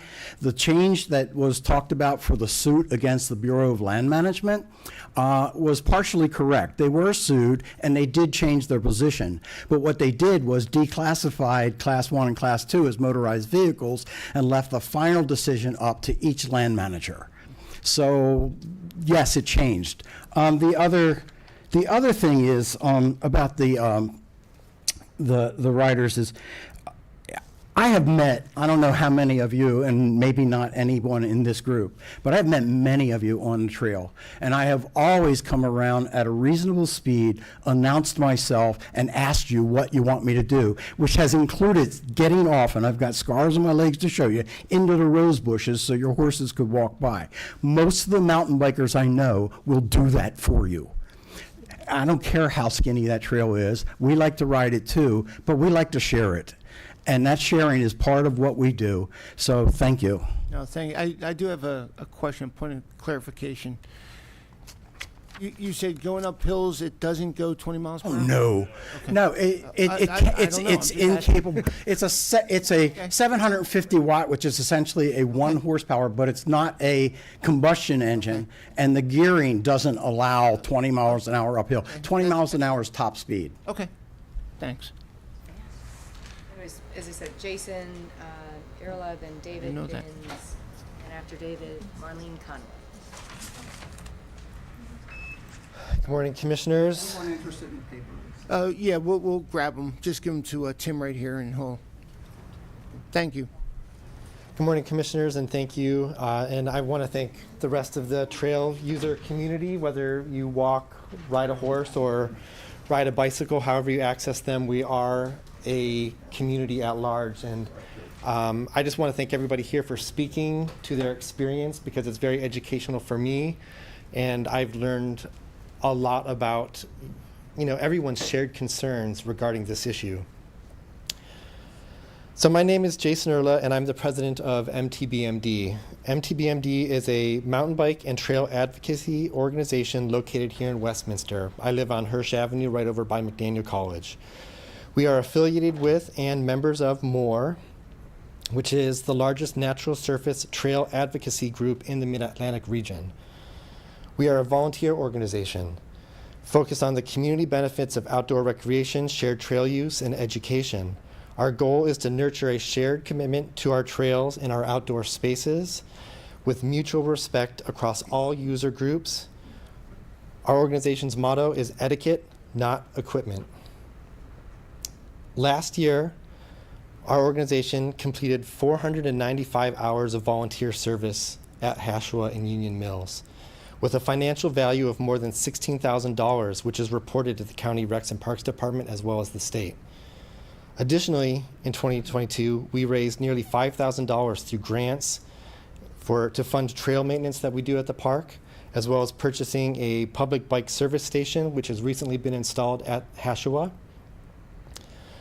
We also funded and purchased trail etiquette educational signs that were put up at all of the trail kiosks, the trailhead kiosks throughout Hashua and Union Mills. We had more than 100 volunteer participants last year alone, spanning every user group from cyclists to hikers to trail runners to equestrians and more. We work cooperatively with all user groups, and we advocate for safe trail access for every user group. We work with the county Recs and Parks Department on all projects. We only do work that is we have been expressly given permission for, or that we have been more often recently asked to complete on the county's behalf. Additionally, we boast a growing list of community business support, among them Jeannie Bird Bakery, Trek Bicycles, who's here today, Run More, Ting of Westminster, Kuhn and Gallagher Dental Group, and Pipe the Side Brewery, among others. So again, to reiterate, we work with all trail user groups for all trail user groups. That's our primary goal. MTBMD is in support of allowing Class 1 and Class 2 e-bikes to legally and safely use the trail system within Hashua and Union Mills. We are not in favor of higher-powered Class 3 e-bikes on the trails, nor are we in favor of motorcycles, ATV, or any other combustion engine. For myself and for Moore and for MTBMD, e-bikes are really an issue of access. Most e-bike users are in their midlife years or well into retirement age. I think we all know, we can see it represented in proportion. Most of Carroll County's demographic is on the mature end of the spectrum, as is the case with most rural and semi-rural counties throughout the country. So this is really about just keeping people on trails in a safe manner in the outdoor spaces that we all love and enjoy. I think we can all find a way to work together and promote safe trail use and access, regardless of how we access those trails. Okay. Thank you. That's the end of my comments, and thank you so much. Thank you, and I like the word mature. So, okay. David I've heard experience, I've heard old, but mature, it's a good word. I try to be respectful. Hello, my name's David Binns. I live here on New Windsor Road in Westminster. I've been a Carroll County resident for 17 years, and I also work in the cycling industry as well for those same 17. So both at Race Pace Bicycles, which now, as Alex retired in March of last year, it's now Trek Bicycles of Westminster. So my role there is I'm store manager. So I just wanted to speak on that we are in favor of this ordinance allowing e-bikes on the trails. So e-bikes, these are multi-use trails. I've used Union Mills for years and years. It's fantastic seeing so many, advocates on both sides. People getting out on the county, getting out on the trails and using the trails. More people using the trails is a positive thing. So e-bikes, they are not motorized vehicles. It is a bicycle, and these class 1s are just pedal assist. So, as we've stated, it only works while you're pedaling, and the rider gets to choose how much assistance that he or she wants to use at a given time. These e-bikes remove the barriers that keep people from riding and using the trails, whether it's a knee replacement, a hip replacement, back issues, injuries, whether they're veterans or whatever, right? Like things that they used to enjoy, they couldn't necessarily do anymore on a regular bicycle. The e-bike will allow them to, it feels like you're riding with somebody and they have their hand on your back, just kind of like helping you up the trail, right? So it's allowing them to get back out there. They let people ride longer and farther and up hills that they could never ride before. As you guys all know, Carroll County is very hilly, and the Union Mills trails are no different there, right? So these, like I said, pedal assist, they have to be pedaling. As soon as you stop, that assistant goes away. And, with that, without these throttles, right, like a Class 2 would have, these Class 1s, there's no risk of the tires spinning out. It's not like a motorcycle where you're getting like excessive erosion on the trails. So these are just like the multi-use trails that they are now, where mountain bikers are out there. There's no excessive risk of erosion or anything like that. Being new, right? Like as far as e-bikes go, is in the greater conversation, there are a lot of misconceptions about it. My store we have 50 e-bikes in stock at all times. It's a growing segment of the cycling market, and I encourage any of you guys who are curious about it, come in and ride one. You'll see that it is literally just like riding a regular bicycle. You choose that level assistance.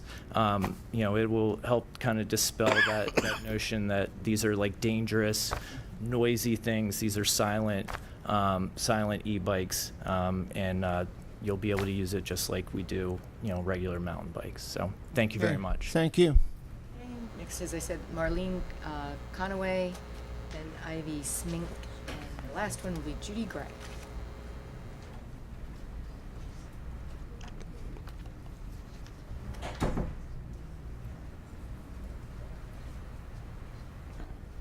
First off, I want to thank the board for having this hearing and moving forward with the questions about e-bikes. I am in favor of changing the regulations to permit e-bikes, not only Class 1, but also Class 2, because as people have mentioned, both are able to give an assist when you're pedaling.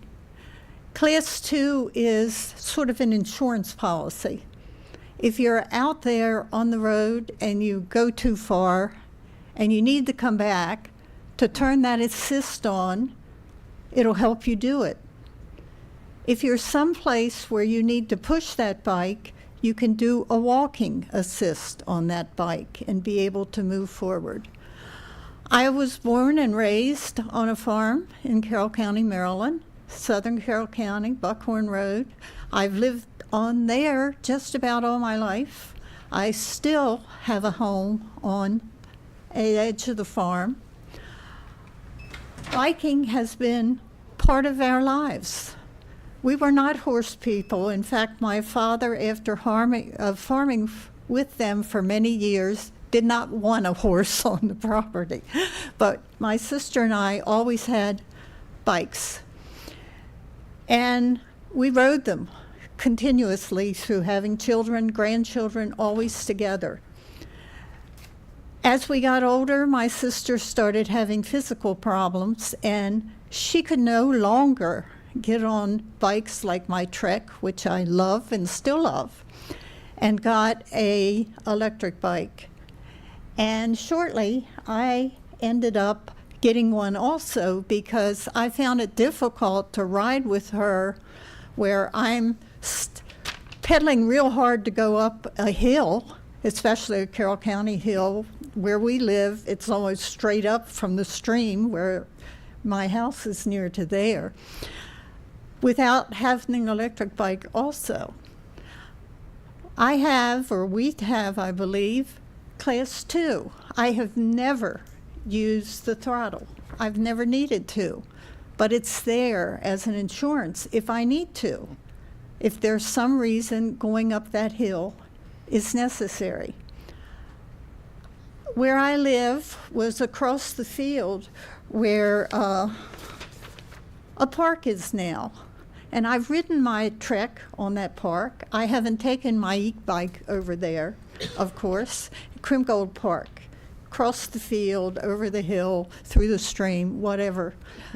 But it's important to be able to be out there again and always stay out there. We're not children anymore. I mean, I hate to admit it, but I just celebrated my 80th birthday. Yay. Unbelievable. And I'm still on a bike, and I'm still enjoying it. I have biked all over the Eastern Shore, or I've biked in Tennessee using my e-bike, and I want to continue. And my husband, not my mother, gave me a quote he wanted me to make. And it's the person that's important, not the bike. Mm-hmm. And that's something we have to realize. It's also the person that's important as well as the horse. Thank you, ma'am. And I'll tell you, if you're not using her as a poster child, you got to work on that, okay? Because she mentioned Trek at least 3 times. So, okay, just saying. I mean, just trying to make things happen. Okay. Okay, so it was Ivy Smink, Judy Gray, and then late arrival, Kelly Ray. Hi. I obviously am the sister with the cane. I have 2 artificial knees, 2 artificial hips, and I ride an e-bike. I also rode horses for 35 years. My back is inoperable, but I want to get out there, and I still do. I'm 78, and I ride that e-bike everywhere. Thank you. Absolutely. You got poster children, okay? Just saying. I meet them every day at the shop. Okay. I'm Ivy Smink, and I live off of John Owings Road in Westminster. So being the next to last, there's pretty much everything has been covered, but I just want to emphasize a few things. Again, due to the Maryland Ag Survey that was done in 2010, and the next one is out in 2024, Carroll County has more horses per capita than any other county in Maryland. So I think we need to remember that. And that it adds $1.3 billion to the Maryland economy, the horses do. But in the same breath, e-bikes are here to stay. Generation X and part of us baby boomers, we've got to keep active. So anybody in this room, if you think that it's not going to pass, don't fool yourselves, because it's the sign of the times. E-bikes will need to be put on the trails. So my recommendation or my suggestion is that we look at where the e-bikes are going. I'm going to speak to Union Mills because that's in my backyard. I have ridden there since for over 30 years. And thanks to the Shriver family, they made it so that the south part of the park communicates to the north part of the park.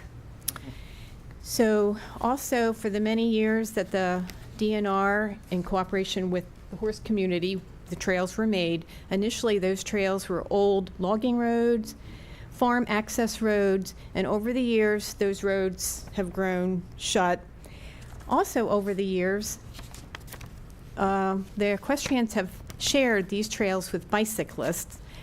That's not a problem. However, for those that don't know the trails well, there's probably 6 trails that are illegally there, carved into the side of the hills, with chicken wire and 2x4s thrown across streams that feed Little Pipe or Big Pipe Creek.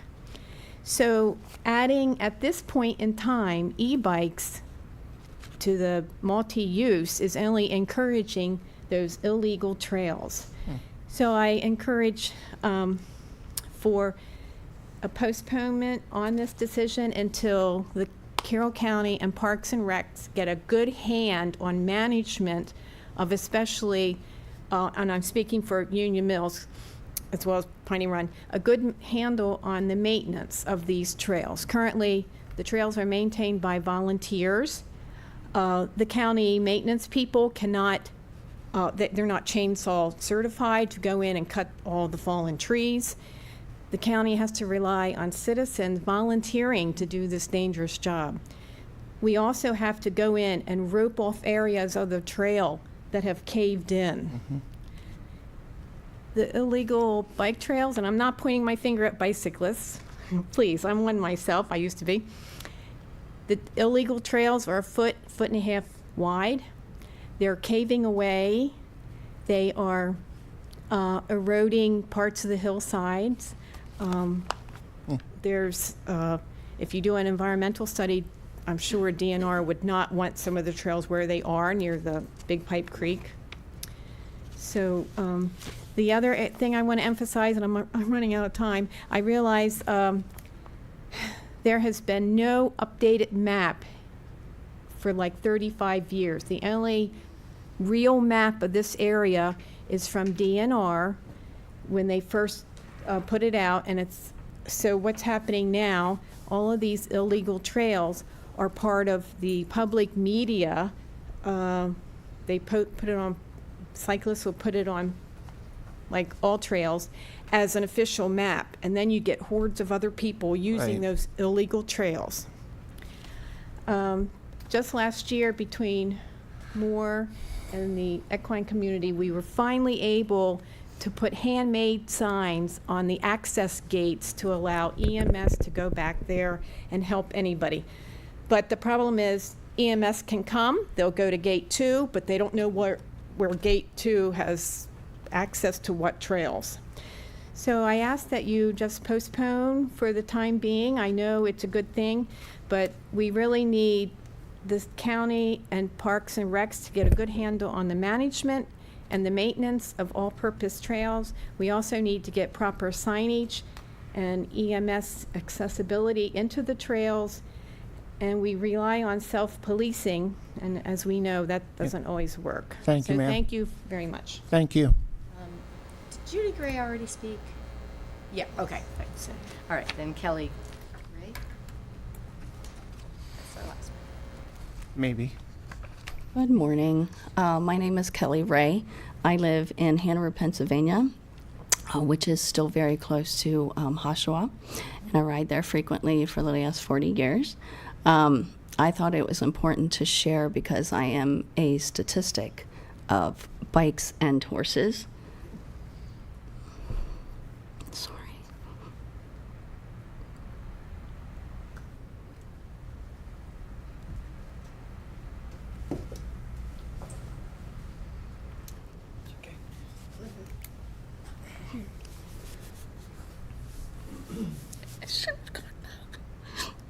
But Hey, Chris, can we hold the clock for a second, Chris? Sorry. No, don't worry about that. Don't worry about that. You want a drink? Okay, it's your choice. No, I'm good. Okay. So, 15 years ago, I was horseback riding with a friend in Oshawa. Very good horse. But a cyclist came towards us, and we asked them to stop. He did not. And my horse did a severe spook. And I came off. Thank God I had a helmet on. I laid on the ground. The cyclist just continued past us. Didn't stop. So I sat on the ground. I did not pass out or anything. My friend helped me back up on my horse. At which point, every 10 seconds, I repeated the questions, and my horseback riding did not come off. My horseback riding did not come off. We walked back to the trailers, an ambulance was called, and I was taken to Sinai Hospital for a week. I had a severe concussion because of a cyclist, and I have an incredible trail horse. I'm sure that cyclist has ridden there many times, but you cannot control a horse. I suffer from memory loss, many memories from my life. I no longer remember. And it is my choice to ride a horse. It is my choice. I still ride. I had to stop competing show jumping because I could not remember a simple course. So now I trail ride. And I would ask you to take into consideration just keeping Hashua out of all the parks, just keeping Hashua for the horseback riding. And I thank you for hearing me. Thank you. Thank you. Anybody else? Anybody on the phone? Chris? No calling. Okay. First and foremost, I appreciate everyone's input that was provided this morning. I also appreciate your keeping your remarks to 3-ish minutes for the most part. And I think we have a lot of information. I saw a lot of note-taking from my colleagues up here. And also saw you taking a whole lot of notes, which I really appreciate. We take this very seriously. But before we move to a motion, unless one wants to be made now, are there any comments that want to be made or questions to Lisa or, to anyone at this point? You want to share some thoughts, Mike? Well, so I'm a hard no on any change whatsoever because we can't. It's not decision time. Yeah. Well, no, but we are going to make a motion whether we want to make a change or anything. No, just close the public. Okay. We're just closing the public Okay. hearing. Well, I'll continue talking. I am a hard no on any change to this ordinance because we can't. We've already established quite forcefully that we have a small staff in this county. We don't have the people, the resources, or the means to enforce any of these restrictions. There are safety concerns. Equestrian riders have very few options as it is. I'm not talking about banning e-bikes, but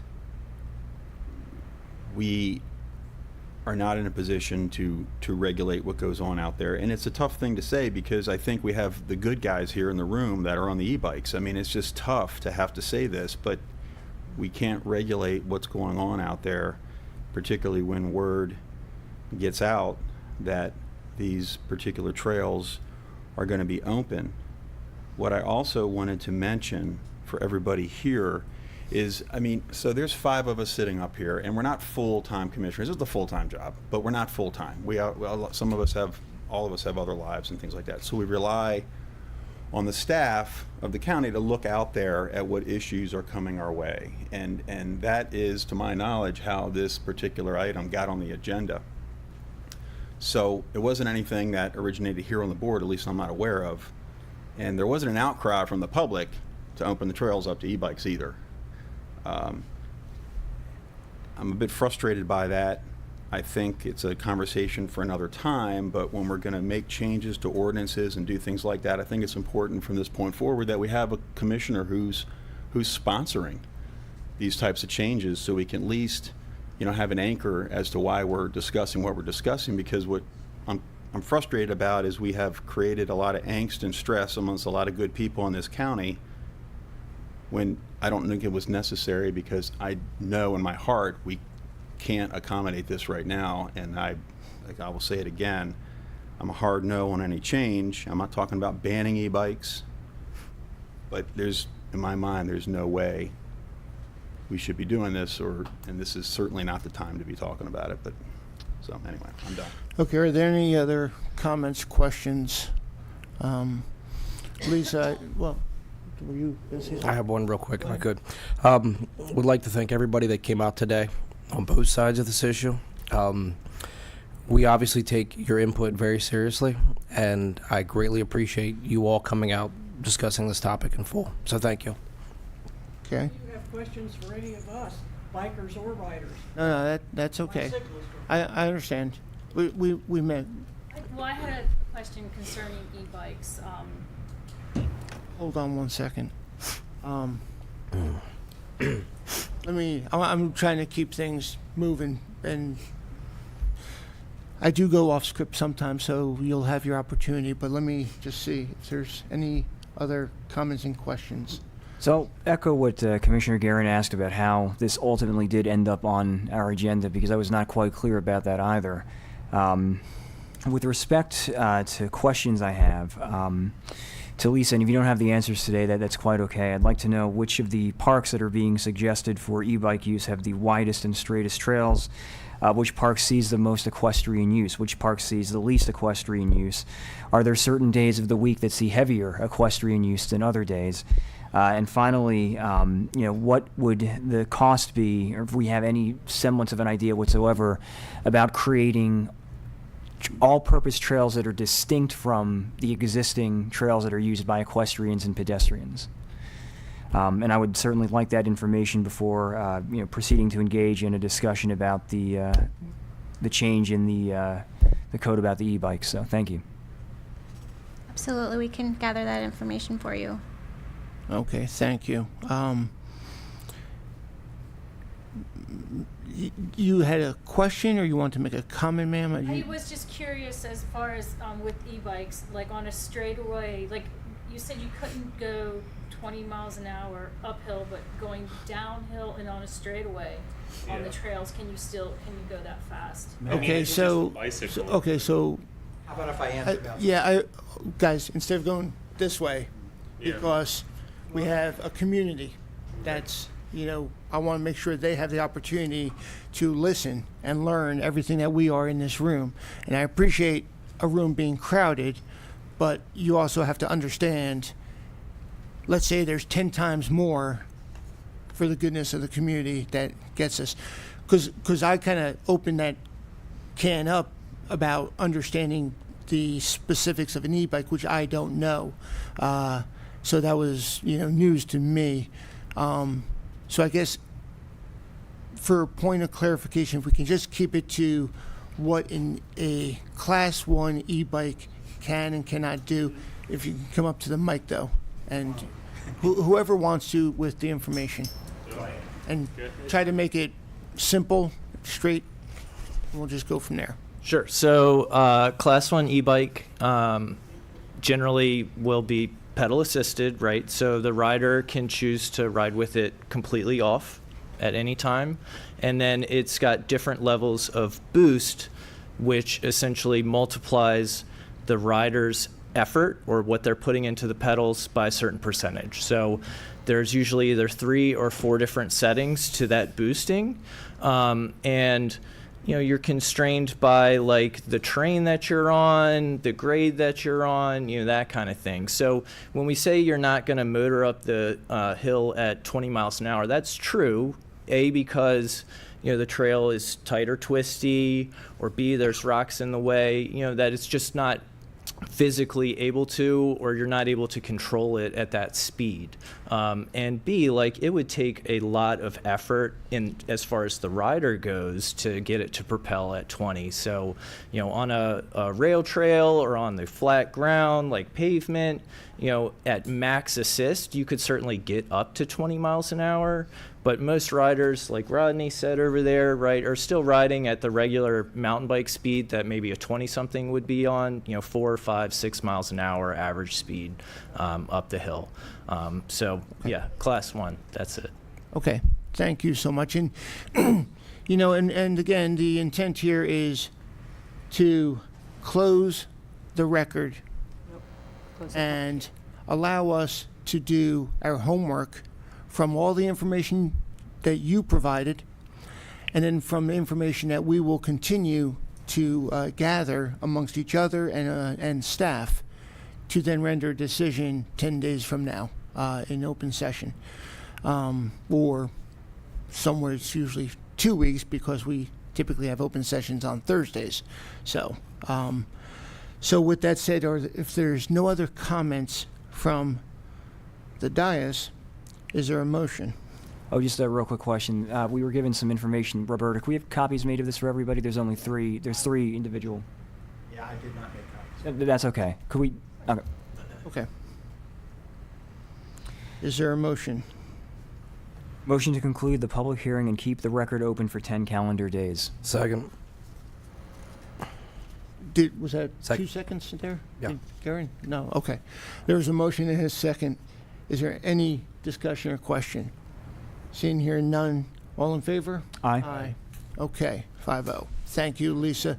Thank you to all, and wishing everybody a very happy 4th of July. God bless everybody. Okay, why don't we get, Mr. Hine, why don't you come on up, and we will Hey, where'd you start. find your fossils? Upstate New York. Oh, upstate. We will start in just a minute. I'm not quite sure yet. I'm still going. If everyone can leave appropriately. Thank you for coming. Ed, maybe if you start singing. No. Okay, what we want to do now is have the triennial update of the Carroll County Water and Sewer Master Plan. Good morning, Commissioners. Good morning. Good morning, I'm Chris. here with Price Wagner to keep going to discuss the triennial update to the County Water and Sewer Master Plan. So over the past month or so, you've received some information from all of us in the form of a copy of the report and as well as presentations and so on. On June 15th, we had a hearing related to the update to the master plan. And so we're here to basically answer any final questions that you may have and then request your approval of the update as well as to send it to MDE for their review and approval. So any questions, we're happy to answer those.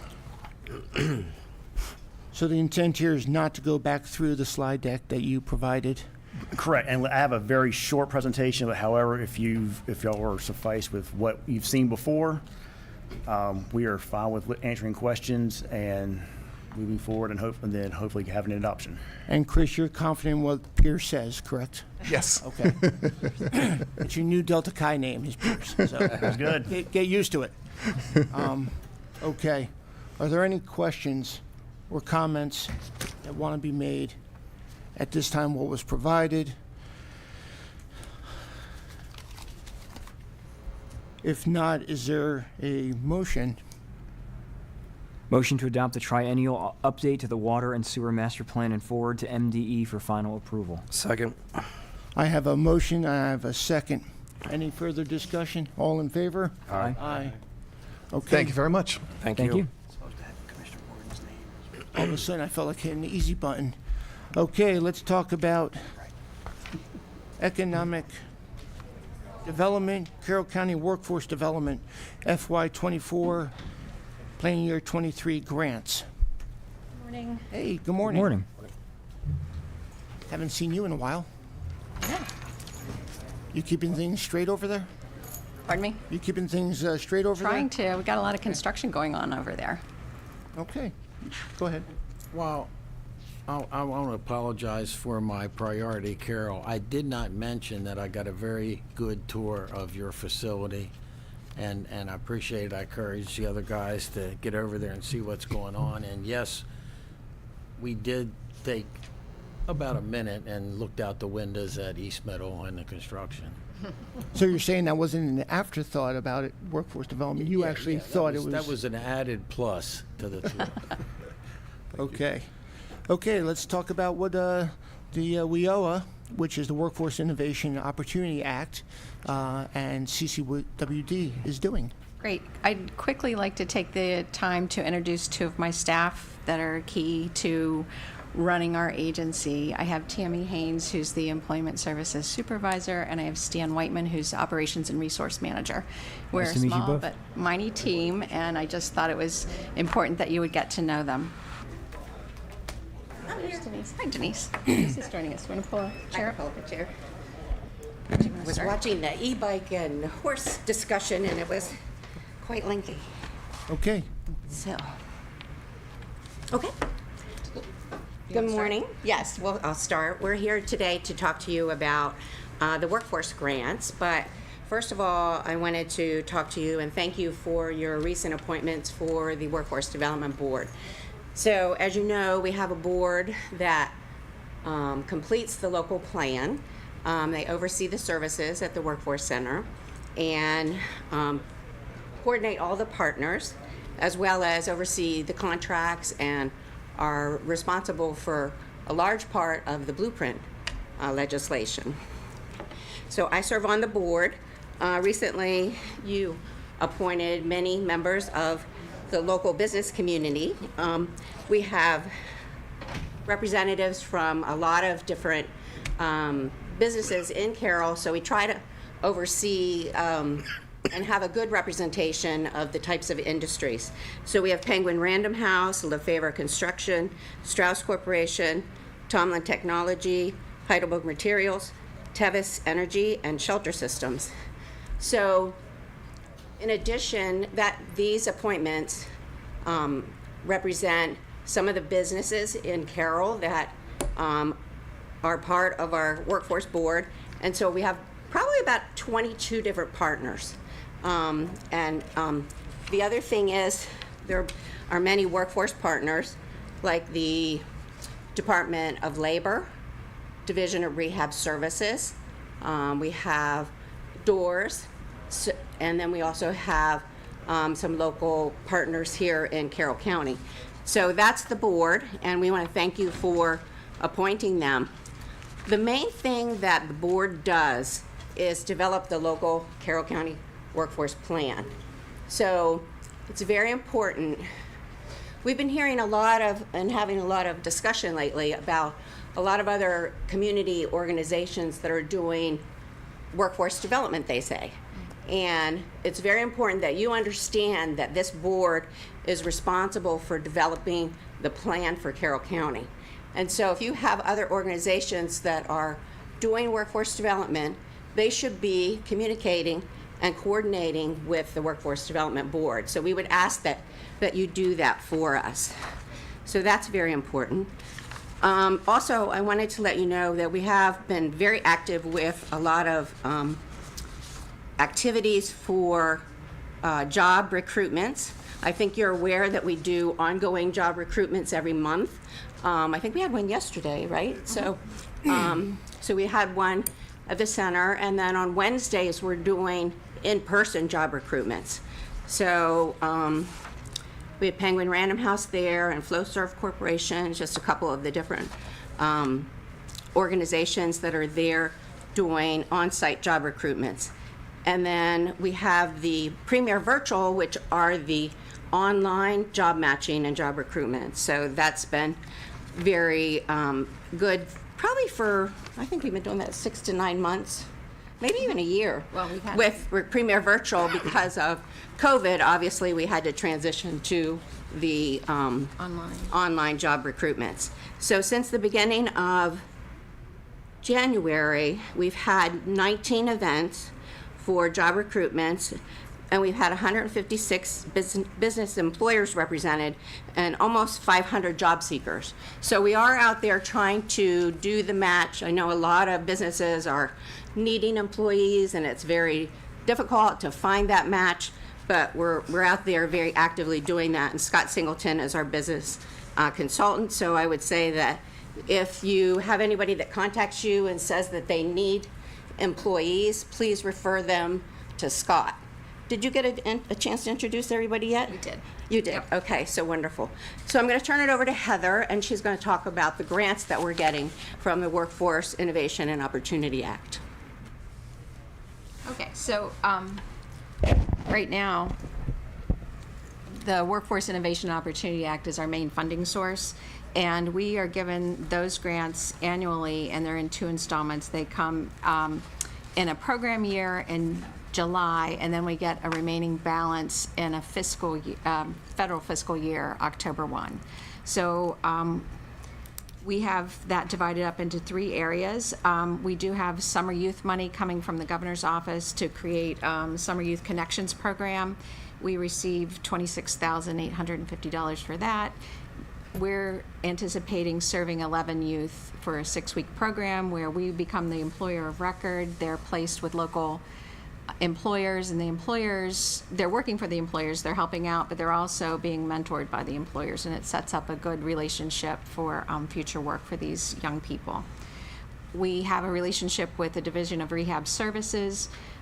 we are a vendor and we do pass-through summer youth funding for them, where we become the employer of record. They're working with young people ages 16 to 18 that have significant disabilities and require job coaching as part of their placement during the summer. And that's a little different than what we do in our WIOA grants. So we anticipate serving up to 30 youth in that program. And that's based on, they find the employers in that program. So we are not responsible for those numbers, but we administer that program. And then our ongoing programs that work with adults, low-income adults, dislocated workers, and youth through WIOA. That money is, we're giving you the total amount that you see in front of you on the briefing, which is $975,166. That amount fluctuates some each year. It's based on a formula, and it looks at our unemployment rate in Carroll County, which we have the lowest unemployment rate in the state. We're hovering around 1.9%. It looks like we have about 1,750 people that are unemployed at this point, which is very low. So just to give you a little background and understanding. So we're looking for acceptance of these grants today, for a motion to accept them.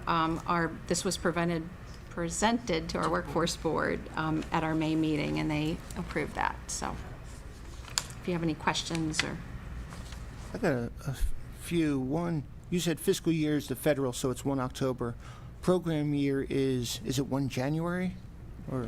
It's July 1st, yes. So program year is state fiscal, and the other is exactly. It's okay. Straightforward, right?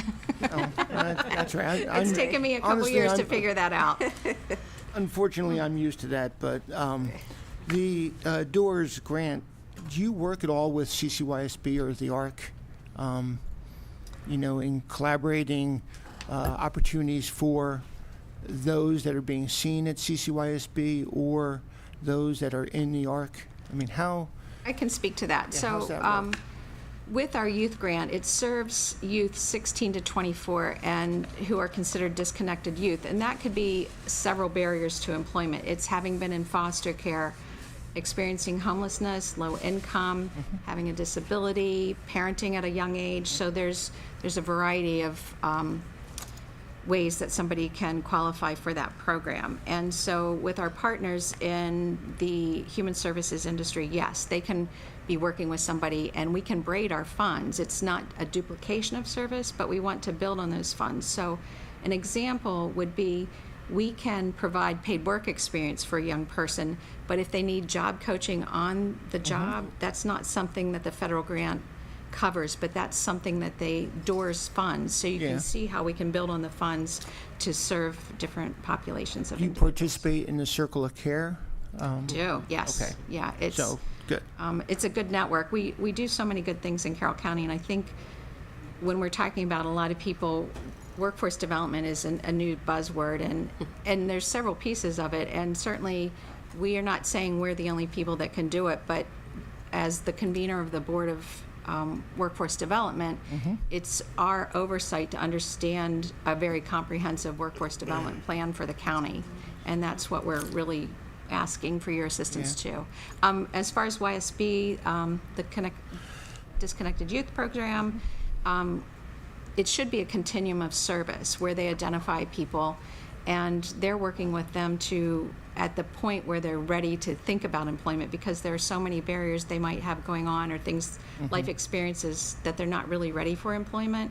We have to consider that. So somewhere along the continuum, they're referring to us. And last comment I just want to make, I serve on the Governor's Workforce Development Board. One thing we don't get often while we're around the table is initiatives from the local WIOAs. We don't get, this is what this area is looking at, this is what the challenges over here are looking, and I'm not sure how we can do better at that. And I'll talk to labor about that, maybe having at the next board meeting the established WIOAs to come in and say, here's my top 3, but we don't seem to do that very well, and I think we can do to meet your needs or to meet our needs in Carroll County.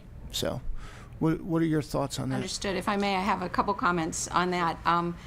I think WIOA funding for the 13 local areas is a part of what they do. So each local area really expands to their opportunities, their grants, different things that they need to make workforce work in either their county or their designated area. And I believe that's something we need to do. As being part of Mid-Maryland, both Howard and Carroll counties at one point just kind of relied on our WIOA grants. Right. Workforce development is much more than that. And we've seen that demonstrated through our ARPA grants, where we could serve a broader segment of the population through ARPA. We had less restrictions on what training vendors we had to use, and it really had good outcomes. And so I would love to see the Governor's Workforce Board be made aware of that. I do have to say kudos to the Governor's Workforce Board, because this heavy work that we're doing under Blueprint, where we've been put into the school systems, has been difficult for the school systems because they have a much larger lift, but even for workforce development coming off of COVID.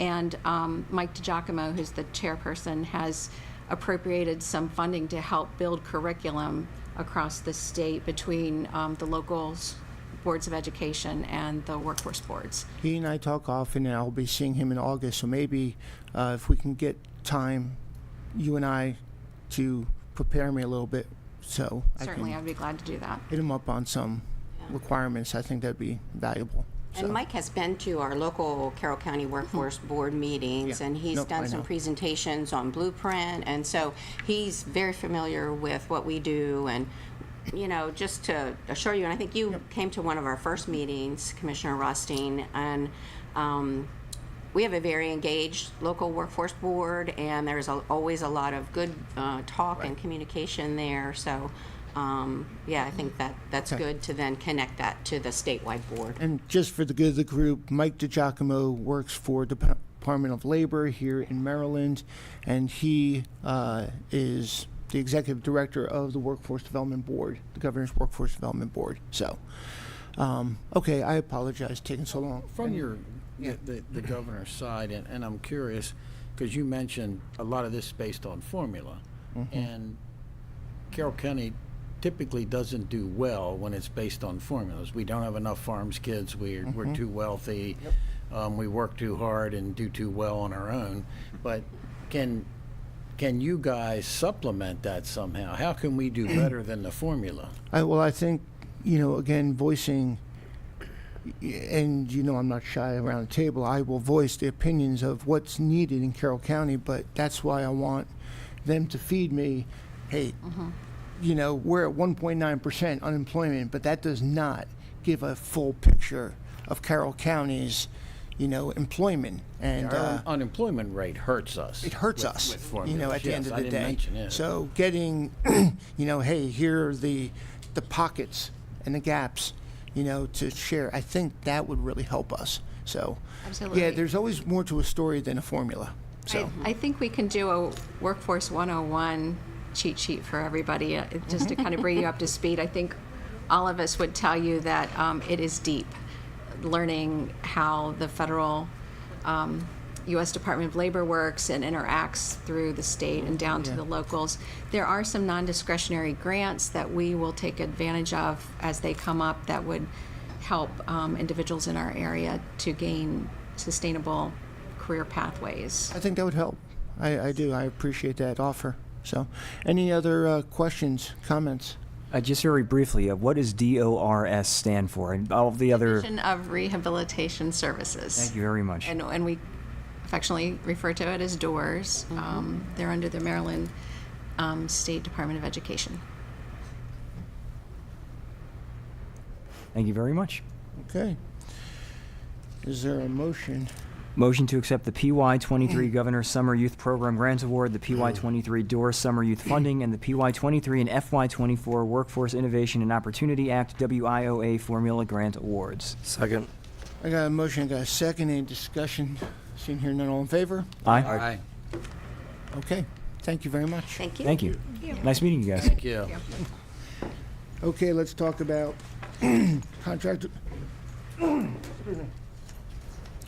Contract award, Freedom District Water Treatment Plant. Man.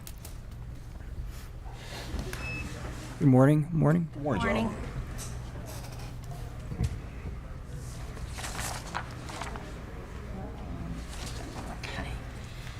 The Office of Procurement, in cooperation with the Bureau of Utilities, requests your approval to award a contract for the purchase and installation of a harmonic filter and transformer at the Freedom District Water Treatment Plant to IMACS Incorporated in the amount of $62,620.48.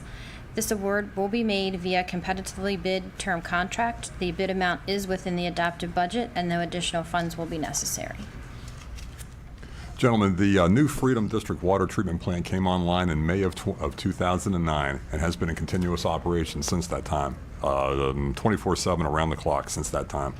As the plant equipment has aged and is in need of replacement, our staff works with our consulting firms to determine the most efficient and practical means of replacing the plant equipment.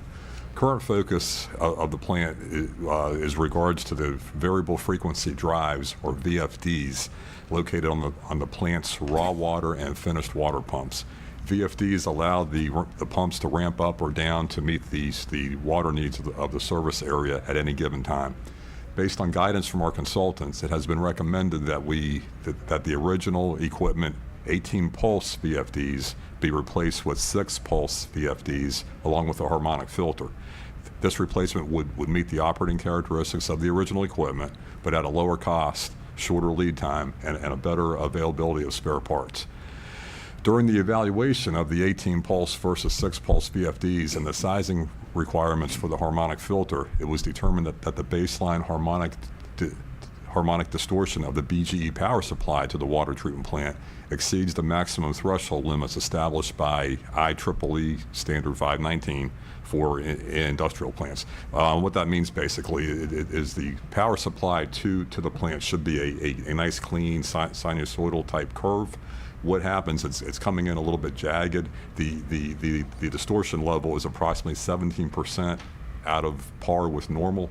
The reference that I made to the IEEE Standard 519 allows for an 8% threshold difference. So we are exceeding that with the BGE supply. In conversations with BGE, the Bureau was advertised that increases in harmonics have been observed throughout the country, and it has become the focus at conferences and research areas. Some of this may be related to the increases in the number of solar fields and charging stations that are being built throughout the region. BGE is evaluating some potential solutions to this issue, but there's little chance of any major improvements in the short term. So the recommended size of the harmonic filter for the water plant was based upon both the 6 pulse VFD needs as well as the BGE power supply issues that we're trying to deal with. These requested upgrades will result in both cost-effective and efficient improvements to the water treatment plant. And with that, any questions for me? I'll tell you, it's so much easier to buy a truck. I would agree with that. I don't want to say you lost me at hello, but I'm taking it that this is the right thing to do to move forward. It is. It's so much easier just to buy a truck. I found it exciting. I bet you did, but I will therefore move that the Board of Commissioners award a contract for the purchase and installation of a harmonic filter and transformer at the Freedom District Water Treatment Plant to IMAX Incorporated in the amount of $62,620.48. Second. Got a motion, got a second. Any discussion on this one? Seeing here none, all in favor? Aye. Aye. Okay. Let's talk about the construction inspection services for the Sykesville 851. The Office of Procurement, in cooperation with the Bureau of Utilities, requests the Board of Commissioners approval of a change order to Whitman, Reichert and Associates in the amount of $68,040 for a 90-day extension of the construction inspection services for the Sykesville, Maryland 851 Springfield Avenue Water and Sewer Main Improvements Project. The cost of these improvements is within the adopted budget and capital project. No additional funding will be necessary. So very briefly, we have two capital projects that are currently under construction in the Sykesville area. We've broken them down into the Main Street project as well as the Springfield Avenue project. The previous board approved both of those construction projects. So this item here focuses on the Springfield Avenue project. The progress rate of our contractor has been impeded due to large volumes of underground rock that have been found during the sewer main construction activity on Springfield Avenue. The anticipated duration of the work will extend well beyond the original 180 days for the original contract. The construction aspects of this extension are being resolved with the contractor itself. This item, however, is for the extension of construction inspection services for 90 days, which will take us into late September. The presence of a full-time inspector is required to ensure quality installation and to resolve any day-to-day construction matters and issues that are presented. Any questions for me with regard to that? How many change orders have been made to either 851 or to Springfield? We have none as of This is the first change order? This is the, And this is for the inspection services. This is only for the inspection services? Right. Okay. Was the rock extra? I'm sorry? The rock encountered, was that an extra to the contract or was that included? Some of it is included as part of the contract itself. We are probably beyond the extent of those quantities, and we'll work towards that at a later date. We have learned that there's large volumes of rock in the ground in the Sykesville area. Yeah, the July 1st, they're doing a parade down Springfield on Main, and it's going to be a bumpy ride. And I'll be on one of those cars, but, they're doing the best they can, and they're working, they really are working their tails off on Springfield and on Main. It's just, and then they had the water main break, which didn't help on Main Street on 851. So. My staff is working very closely with the town of Sykesville personnel, Joe Constantino primarily. We are doing the best that we can, and the contractors are doing a pretty decent job as well. No, I agree. It's a lot of moving pieces happening. So I appreciate that coordination that you are doing. I'll move the Board of Commissioners approve a change order to WRA, amount of $68,040 for 90-day extension of construction inspection services for Sykesville, Maryland 851 Springfield Avenue Water and Sewer Main Improvement Project. Second? I got a motion, I got a second. Any discussion on this? Seeing here, none, all in favor? Aye. Okay. Thank you. Absolutely. Thank you, Andy. Maryland Codes Administration updates.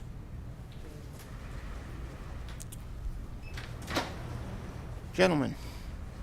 Morning. Morning. So, Commissioners, we're here for the proposal to go to public hearing for the updates to the Chapter 170 construction codes. The Maryland Codes Administration updates the Maryland building codes every 3 years. This ensures, the most recent techniques and approaches are introduced into the construction industry. Local jurisdictions are required to adopt with amendments within 12 months of the state's adoption. The Bureau of Permits and Inspections is responsible for the adoption and compliance of the Chapter 170 codes. The Bureau has reviewed the appropriate codes with our local plumbing boards, our local electrical boards, and with the Code Steering Committee. Members of those boards include builders, electricians, plumbers, architects, business owners, attorneys, citizens, and fire service representatives. Well-rounded. This provides for a thorough process, ensures all views are considered. All of these codes were reviewed and changes addressed or incorporated by each of those groups, and Chapter 170 has been prepared for public hearing. So we are requesting, to move forward, we are requesting a January 1st date of adoption. And while they're thinking of questions, I think I attended one of your committee meetings. Yes, sir. And you described it well-rounded, but also none of them were very bashful about making comments or asking questions either. It was sometimes they sit there and don't say much, and you got to pull it out of them. Yeah. Now, maybe previous meetings you did pull it out of them, but you didn't have to that day. No, we did not. No. Motion to approve the request by the Bureau of Permits and Inspections to proceed to public hearing. Second. I got a motion, I got a second. Is there any discussion? I don't see any from Commissioner Kyler or anyone else. All in favor? Aye. Thank you. All right, thank you very much for your time. Thank you very much. I did want to say that they had a very good committee. I'm sorry. Absolutely. Let's talk about Blacktop. Now you're in a hurry. Never, never, never. I probably can come up with questions on Blacktop. Yes, you can. Oh, my gosh. Good morning, everybody. Good morning. The Office of Procurement, in cooperation with the Bureau of Roads Operations, requests your approval to purchase blacktop from an existing term contract with C.J. Miller in the amount of $114,500 for use on roadways and aprons. This amount is within the fiscal 2023 budget, and no additional funds will be necessary. Good morning, Commissioners. Again, Doug Brown, Deputy Director of Public Works, Jim Cook, Bureau Chief of Roads, and we're before you this morning to request your approval to purchase the blacktop. For those of you that may not know, we have our own blacktop crew that works for county roads. This crew goes through all the districts, and they will handle jobs that we do not contract out, as well as tying in aprons on some other roads. So we've listed those before you in District 1, Nussbaum Road, Roller Road in District 2, and then we'll be doing aprons on both of the old Freitinger Mill roads, both in District 2 and 3, with this material, should you approve it. Motion to approve the Office of Procurement to purchase blacktop from C.J. Miller in the amount of $114,500. Second. I got a motion, I got a second. Any discussion on this? You want to talk about blacktops? Nope, seeing here none. All in favor? Aye. Aye. Thank you, Commissioners. Thank you. Thank you. Thank you. We used to have, Commissioner Roush, who, worked for Lehigh Cement, and he always wanted to talk about concrete instead of blacktop, so. Commissioner Roush. Oh, I'm sorry. Oh, I'm sorry. Commissioner Roush always wanted, Commissioner Roush used to talk about concrete instead Yes, of, because of his Lehigh days. definitely. And he was familiar with moving large quantities of dirt also. Oh, really? Oh, my gosh, yes. Okay. Yes.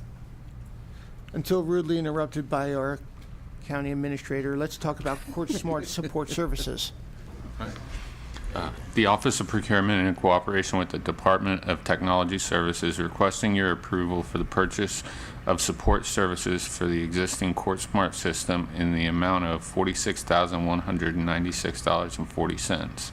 This amount is approved in the fiscal year 24 budget, and no additional funds should be required. Hi, good morning. Morning. I forgot to bring my glasses, so I apologize. I'm going to have to work at this. CourtSmart is Carroll County Circuit Court's digital recording system. CourtSmart is in use in every district court, as well as in the majority of the circuit courts in the state of Maryland. The existing support services agreement ends June 2023. The support service is funded under the adopted FY24 budget. Okay. Motion to approve the network and physical security work purchased to CourtSmart Digital Systems in the amount of $46,196.40. Second. I got a motion, I got a second. Any discussion on this? Seeing here none, all in favor? Aye. Aye. Okay, thank you very thank much. you. And there's nothing rude about our county administrator. Just want to say that for the record. I also like now how everybody, when you get to is there any comment on this? Everybody looks at Commissioner Kyler now to make sure he's not. Well, I got to be an owl going both ways because I got a motion and second over here. So okay. The only thing that disappoints me, you've yet to emphasize that no funds were needed in extra Oh, for that's these true. projects. You've missed that on 3 or 4 in a row. Oh, I'm missing on a lot now. We got it going. So, but if you want, I can slow things down. It's up to you. You're doing fine. Good morning. Thank you very much. FY24 annual maintenance support and life cycle management contract for our Motorola radios. Good morning, Director. Good morning, Commissioner.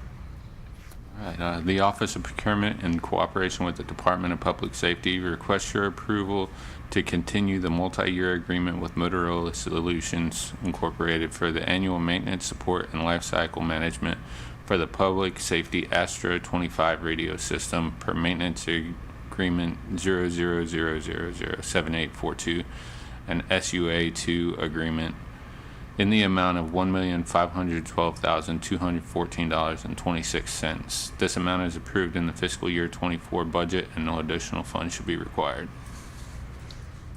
So once again, good morning, Commissioners. This is just the continuation of a multi-year agreement that was originally entered into by the county last year. So this is the second year of a 6-year agreement. The multiple components of the county's emergency communications system are covered by this agreement. It was executed in July of 2022, so it covers 24/7, 365 support of the infrastructure, the microwave network, the VHF paging system. It provides us with continuous upgrades of the operating software, and we just had one of those updates completed at the beginning of June. That's available to us every other year, basically, throughout the contract.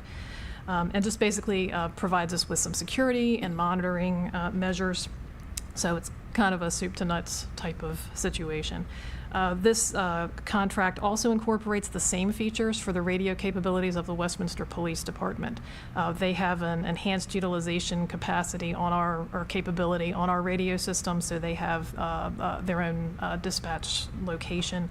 So this agreement, including them under this agreement, under the same agreement, allows them to be their capability to be updated at the same time that ours is, so we don't run into any interoperability issues into the future.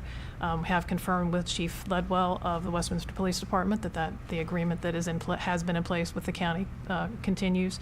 Westminster Police Department pays us up front for their portion, which is $29,672.74 at the beginning of the annual covered period, and that makes the county share one of the total contract, $482,451.52.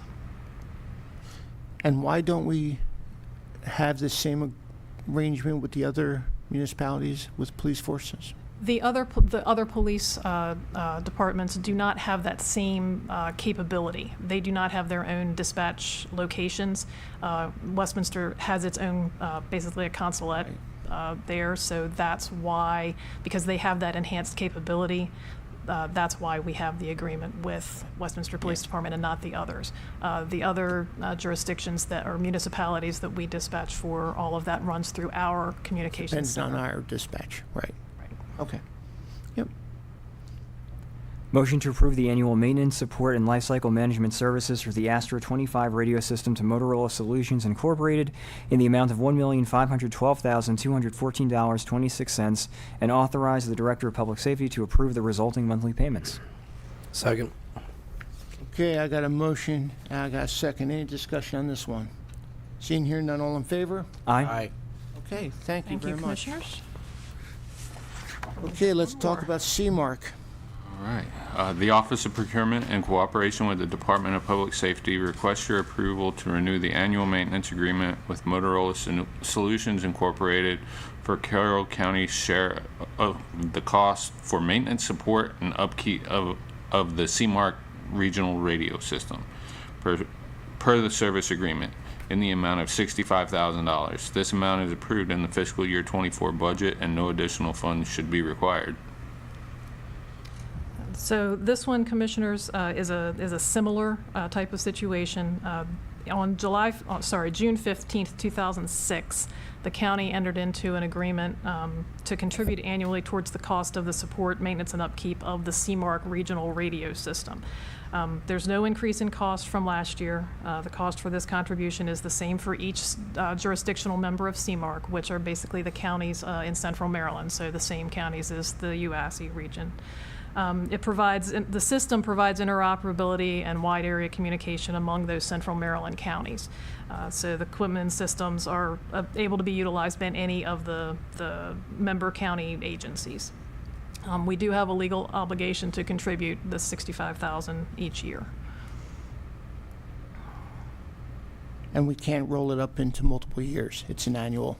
This is one that yes, it's an annual one. It's not one that we can easily go to a multi-year agreement.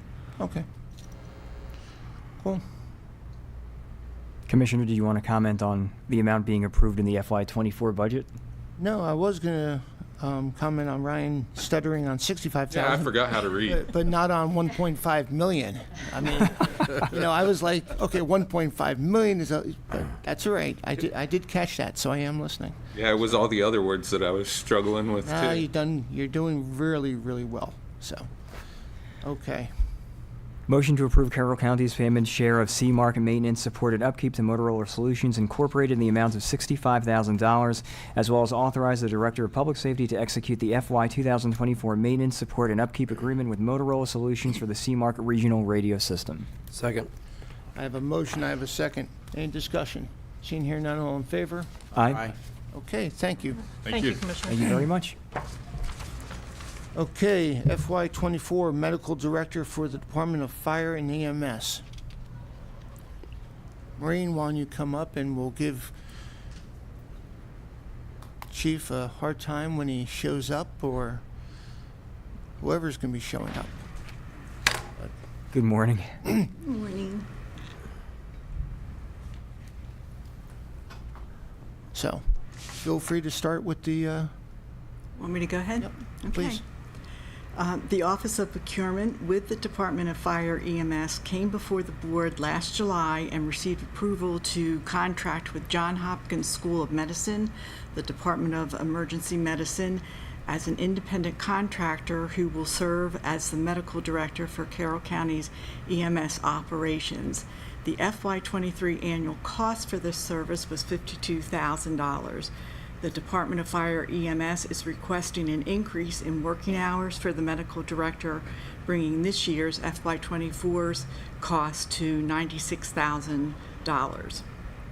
These funds have been approved in the FY24 budget, and no additional funds should be needed. So it's 10 hours per week is being requested. What was it before the 10 hours per week? Do you know? Or was it always 10 hours per week? I don't know, something equaling, 52,000, I guess. I mean, Yeah. I don't know. Yeah, that's Yeah. I can speak to this a little bit. What this is really about is our ability to tap into Dr. Oh, here he is. I started to discuss this issue, Chief, but I think you can probably do it a little better than me. So I was just trying to explain to the other commissioners what this is really about. I was going to get into Dr. Kemp. I was about to get into Dr. Kemp. Yes, and I apologize for being late. It's all right. Good. No worries. Got a lot going on. Dr. Kemp is our operational medical director. And what that means is under COMAR Title 30, as an EMS program, we're required to have a medical director. So she does a number of things. Quality assurance, which right now we've gone from 10% review of reports to about 100%. She provides training. She does evaluations. Every new paramedic gets cleared by Dr. Kemp. She evaluates all of our field procedures, and essentially we operate off of her license. So without Dr. Kemp, we can't function at EMS.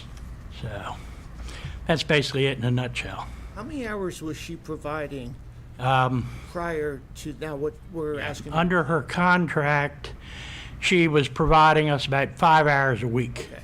The reality of that is it was probably 10 or greater. So what this will do is bring her up to where she should be, and we'll probably end up getting more hours. So this equates to roughly 500 hours annually. So physicians aren't cheap, but Dr. Kemp is eminently qualified. She's very active in the system. She sits on ESAC. So considering what we're getting for that amount of money, the other thing that we get is she's part of the Hopkins Emergency Medicine Group. So we get the resources of that world-renowned group. Our regional medical director is also a Hopkins doctor, so in her absence, he's also the medical director of Howard County. He steps in and provides us with whatever we need if she's out of the country or gone on a vacation for any length of time. So this is not a lot of money. $192 per hour for a physician. Right, we should have been doctors, but that's still a pretty reasonable rate for a physician. I'm pretty impressed that we're even having a rate like that, because that's, to me, I won't say half of what I would expect, but close to it. Yes. So, and she would have been here today, but she worked after ESAC. She went in and worked a night shift at Hopkins. I noticed that last night when she left, that she said she was going to work. So very impressed. Extremely dedicated, and she's also been doing something that, and I don't know what extent she's been involved, but the wait time issue at Carroll Hospital is a huge issue in the county, and somehow, I'm sure there's a lot of partnerships involved, but that wait time has gone down drastically. Yeah, we've reduced the wait time about 90%, and working in partnership with the state and Commissioner Guerin being on ESAC, we get a weekly report, and basically we, meaning Mike Stoner, myself, and Dr. Kemp, meet monthly with the ED management, and Garrett comes to some of those meetings from Carroll Hospital Center. So we've seen a dramatic shift, and that's due to a lot of dynamics, primarily with COVID changes, but again, the amount of work that she does for us. And when I first came here, the medical director we had, we didn't get many hours. We saw that person maybe once or twice a month. So it's just tremendous for a system, and we're not really a small system. We're operating 15 medic units and now the chase cars, and generating close to 22,000 calls. So it's a lot of work, and the physician has to be an integral part of that. This is, I'm telling you, I just believe, and I've seen things like this, just very, very impressive. Relationships is what it's all about, and peer-to-peer relationship with her to the ED is huge. And she also has the capability to come out to the incident scene, and she's been out on a number of significant events. Cool. Any comments or questions on this one? Commissioner Guerin, did you want to take the... I'm sure I'd be happy to do the honors. I move that the Board of Commissioners approve the renewal of contracting with Johns Hopkins School of Medicine, Department of Emergency Medicine, for a medical director in the estimated annual amount of $96,000. Second. I got a motion, I got a second. I'm still turning like an owl. Any discussion? Seeing here, none, all in favor? Aye. Okay. Thank you. Thanks, Chief. Thank you both. Maureen, thanks, Chief. Okay, is there any, first off, Chris, anybody on the phone? No one on the line, sir. Thank you. Anything for us, open admin? I do want to discuss something, if we can. I'll make it quick. The issue with e-bikes, which we just discussed, we had a similar issue recently regarding making changes to an ordinance to allow for the sale of recreational marijuana. We just went through a very lengthy discussion regarding solar. I think it is incumbent that if we're going to be discussing making changes to our county ordinance, that those need to come from elected officials. So if we're going to be sitting here discussing a change in ordinance, there should at least be one sponsor that sits on this board who has sponsored that discussion, whatever you want to call it, item, agenda, before we start taking it up. This has happened several times. And again, I can appreciate the foresight of the staff. I made that clear earlier. But when you've got elected officials discussing controversial topics that they did not broach, that they haven't put on the agenda themselves, and getting, again, it's stressful for people, whether you're pro or against, you're getting the community spun up. You're getting people worried. You're getting people stressed out. They're having to take time out to be here. Unless there's somebody on this board, at least one commissioner, who's willing to sponsor these things and sort of serve as an anchor, I mean, I got to be honest. I mean, unwittingly, it just kind of looks like bad government that we're sitting up here discussing an issue that none of us can really understand why we're talking about it, but we know it might be important. The issue with solar is a great example. because I know it happened over a year ago, but when you went back to sort of look at the genesis of it, where did this really come from? Who was the commissioner pushing it? It was hard to discern that. And I think that's important to know. And I think it's important for the rest of us to be able to at least look at a fellow commissioner and go, hey, it's important enough to Commissioner X, so that's why we're discussing this. And maybe none of us we all agree, we disagree. But what I'm really asking here is that we decide to right now consciously make a change, that if we're going to be sitting up here discussing a change to our county ordinances, whatever that form it takes, that somebody here on this board is advocating that discussion at the very least. Does that make sense?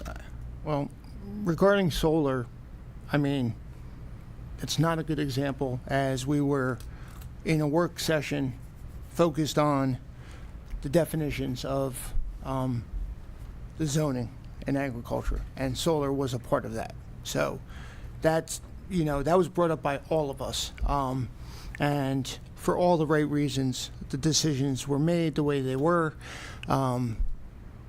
We changed the decision as a board to where that's going, but that was done through a work session in defining the zoning. I think I know what you're saying, but I mean, some things like recreational marijuana, I mean, there's no decision to be made. This has nothing to do with recreational marijuana. This has to do with the ordinance the law that's being put in place. Whether we agree or disagree with recreational marijuana, it has to do with the sale of it. And,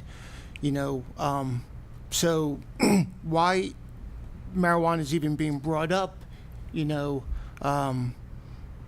is confusing me, because it has nothing to do with, we all agree marijuana is not good for children. Okay. And it's a sale for 21 and over. So that, is something that, if somebody wants to bring up. I don't understand the ordinance about the trails. I think it's a good topic because there's a lot of concern out there. And obviously people are concerned that it can be dangerous, whether it's with the horses and the bicycles. So it was brought to our attention. I don't know. I think maybe doing a little bit more homework prior to coming up here in the conversations can help. But having the conversations up here, we're pretty open about it. I'm all for the conversations, but doesn't it seem proper that if we are discussing a consequential issue, it's on the agenda, it deals with the ordinance and how it affects people's lives, that there should at least be one commissioner on this board who is sponsoring that discussion, that decided, yes, let's go ahead and put this on the agenda, it's important enough. So, because once that process starts, like it did today, well, now we're into public hearings, and now we're into possibly forwarding the language to the Planning and Zoning Committee. We've started an entire process without actually being involved in the early stages of the process. When I go through the agendas, it's 2 weeks out. You can say, hey, why are we having this conversation 2 weeks out? That's a method to curtail it. In other counties around the state, and I've been working on this issue, but the other kind of counties around the state, if there's an issue that whether it's a county council or county commissioners, issues of consequence like this, there are sponsors, and I just think that's important to. I think we need to be doing that. So I think maybe what you're getting at, if it's not something that's mandated by the state, if it's a self-impelled change to the county ordinances, to our county code, then it should come from one of us. For example, one of the things that I want to talk about in the coming weeks, and I'm not ready to discuss it just yet, is coming up with the policy to ban Carroll County government use of AI. I do want to talk about it in the coming weeks, but I would not expect that just to appear on the agenda. If I want to talk about it, it's going to be on the agenda because I wanted to talk about it, and I'm the genesis for that discussion. I think that if the staff has recommendations about things that they want to see on the agenda, Yeah. right? Maybe there's a way that we can work that into the 2-week outlook that maybe Parks and Rec says, hey, we want to, I don't know, install a bridge, or I don't know what. Yeah, I'm sorry. Yeah, One of us did make a motion to have this hearing, Yeah. and we passed it, Right. or it wouldn't have happened. Right. Yeah. Now, The process is, as it stands at the moment, is for staff to make a presentation to the board on a concept, whatever it may be. You just literally just heard one 2 minutes ago about changing the building code. Generally, these recommendations come from a community groups. There was a community group about firearm alcohol producers. There was a community group about community solar. There was a community group about the code changes. There was a community group about the e-bikes. So generally speaking, these come through. You have a briefing from the director or staff on the issue. The board can certainly stop it at that point and get more information, but and sometimes it does go through 2 or 3 different iterations before it goes to public hearing, and then you give direction to go to public hearing. So that's yeah, the process. Because honestly, I'm agreeing with you. May not sound it all the time, but I am, and because I think the focus you want to put in place is that we are effective and efficient, for our community, for the county, and we're not, I won't say blindsided, but there's meat on the bones when it comes in front of us, and because sometimes honestly I've felt like I've been caught off guard, not with you or here, but in prior boards, that I'm like, okay, I really don't understand why am I saying yes or no. I want to be more brand. And that's what you're saying is, we it's not about wearing ties on the board. It's about being efficient and effective for the county and talking about the conversations. So you mentioned the example of e-bikes. That's put on the agenda. So you'll need 5 commissioners to reach out and say, no, that doesn't go on the agenda, to take it off. It stays on the agenda, and then we're all sitting here and we have to decide if we want to go to a public hearing or not. Which one of us is going to say no to a public hearing? See, so the process has already started at that point. I just want to make sure that when we're having discussions regarding our county ordinance, as elected officials, if somebody feels strongly enough about looking at this issue, let's have a sponsor. That's how it would initially even become an issue that would possibly go on the agenda. That's all I'm saying.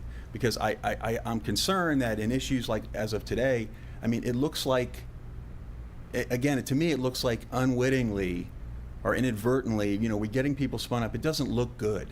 To me, it looks like not a good form of government. Yeah, I agree with what you're saying, and we kind of do the inverse of it now, but my humble opinion, we gloss through it. Week 1 ain't going to be a whole lot. I don't even know what's on week 2. Right. But we can sit here and pull anything from the agenda we want to. Yeah. When we go through this, now we tend to, you read it through quickly, and she only changes if we tell her to, but we can. The other part, I want to say strongly, I would have sponsored e-bikes. We need e-bikes. They need to happen. And I'll go a step further. No disrespect to anybody in this room or anybody that got injured. I grew up with horses. I grew up with thoroughbreds, and I guarantee there aren't too many of their horses that act like thoroughbreds. If I couldn't control the horse, I ought to stay the hell home. Mm-hmm. We need e-bikes. That's my humble opinion. But I would have gladly sponsored it but without the department hearing from people and bringing it up, I wouldn't have known it was an issue. But so I agree with what you're saying. But I think our chance is right now as we go through this. Calendars. I don't even know what's what's on here, but say. I don't think we're ready to talk about this. Let's not put this on the agenda. That is a approach, but what you're saying is, what they do in Congress, what they do in our legislators down in Annapolis, is a delegate or a senator sponsors Yeah, an yeah, ordinance, a I bill. understand, and yeah. it goes through a subcommittee to then vote on to be able to then go to the open. We don't have subcommittees, so we just go right to the open. So I understand that that's where you want to go with this, to have some level of sponsorship. Now, I don't know if, sponsorship means agreeing to the ordinance or not, or change. I just think it means that you would be prepared as a commissioner to discuss the merits of this argument. I think that's the other part of I know this, what you're that saying. you would be there to say, okay, I wanted this on here for a reason, and let me tell you guys why. And let me tell the county why. But I think once it's on, and again, I appreciate your comments, Commissioner Rothstein, because I really do. But my concern there is that, again, this is only the issues, the consequential issues of dealing with the ordinances. Once they're on here, when somebody arbitrarily decides to put them on here, and we're sitting here and we decide to take them off, I don't think that's a good look either. I just would like to know ahead of time when we're going to be taking a look at issues of ordinances, and I would like to put in place a process where a commissioner would sponsor that particular discussion and be prepared to probably defend it, but maybe not, or at least discuss the merits of it. So the 1 week and the 2 week out agenda, right now, the first time we see it is sitting here. It's not part of the agenda we get ahead of time. That's only the current week. Yeah, I guess technically we get it on Wednesday nights, probably. Friday. Well, when I know Ms. Hill, this probably shows up in our offices before this morning. It shows up probably. You get it on Friday. Okay. Soft copy on Friday, computer. You get Friday all the way through the 2 weeks?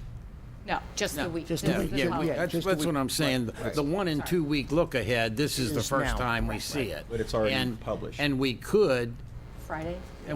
pull stuff or add stuff.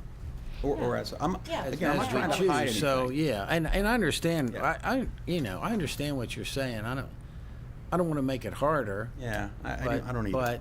But but I agree. I mean, And we certainly, oh, sorry, thought you were finished. I mean, something we could certainly talk about. I'm trying to, as listening Yeah. to how it would work. You don't want to encourage forum shopping so, I mean, the board certainly, anytime, when Jeff was in front of you talking about the e-bike issue, could certainly have had asked for more information, more time. I mean, I don't want the board to feel like it's an automatic, I want to have a public hearing, and you automatically get it. I mean, you're in control with regard to that. Now, you need 3 to move forward or not, but so there's, neither I nor any of the staff want the board to be put in situations where they're uncomfortable and don't feel like they have enough information to make a decision. So again, we can talk about, more process, how it would actually function and whether it makes sense. And think about it a little bit, but It's not, again, it's not an issue of being caught off guard. I don't think any of us really feel that way or not having enough information. It's just about being in control of the agenda that deals with our county ordinances. Because we're the elected officials, so we should at least. Just to do I an agree with you. example, in a minute, we're going to look at item 5, setting of the school impact fees from Department Management and Budget. Yep. Is that something that happens every year, and that's why it's on here, just because of that, or is it something new and beyond that? And typically, what I do is I'll look at that and say, okay, it's a good topic. I'll find out more detail in 2 weeks, but I don't. That's actually going to be a very interesting topic to have. Oh, I know, and that's why I picked it. But so I don't know if we should spend Yeah. a little more time discussing now, or you're saying, some of this. But I'd be curious when we go through Thursday, July 13th, which specific items should have been sponsored by somebody. Probably none of them unless they involve an ordinance. I'm only strictly talking about ordinances. Okay.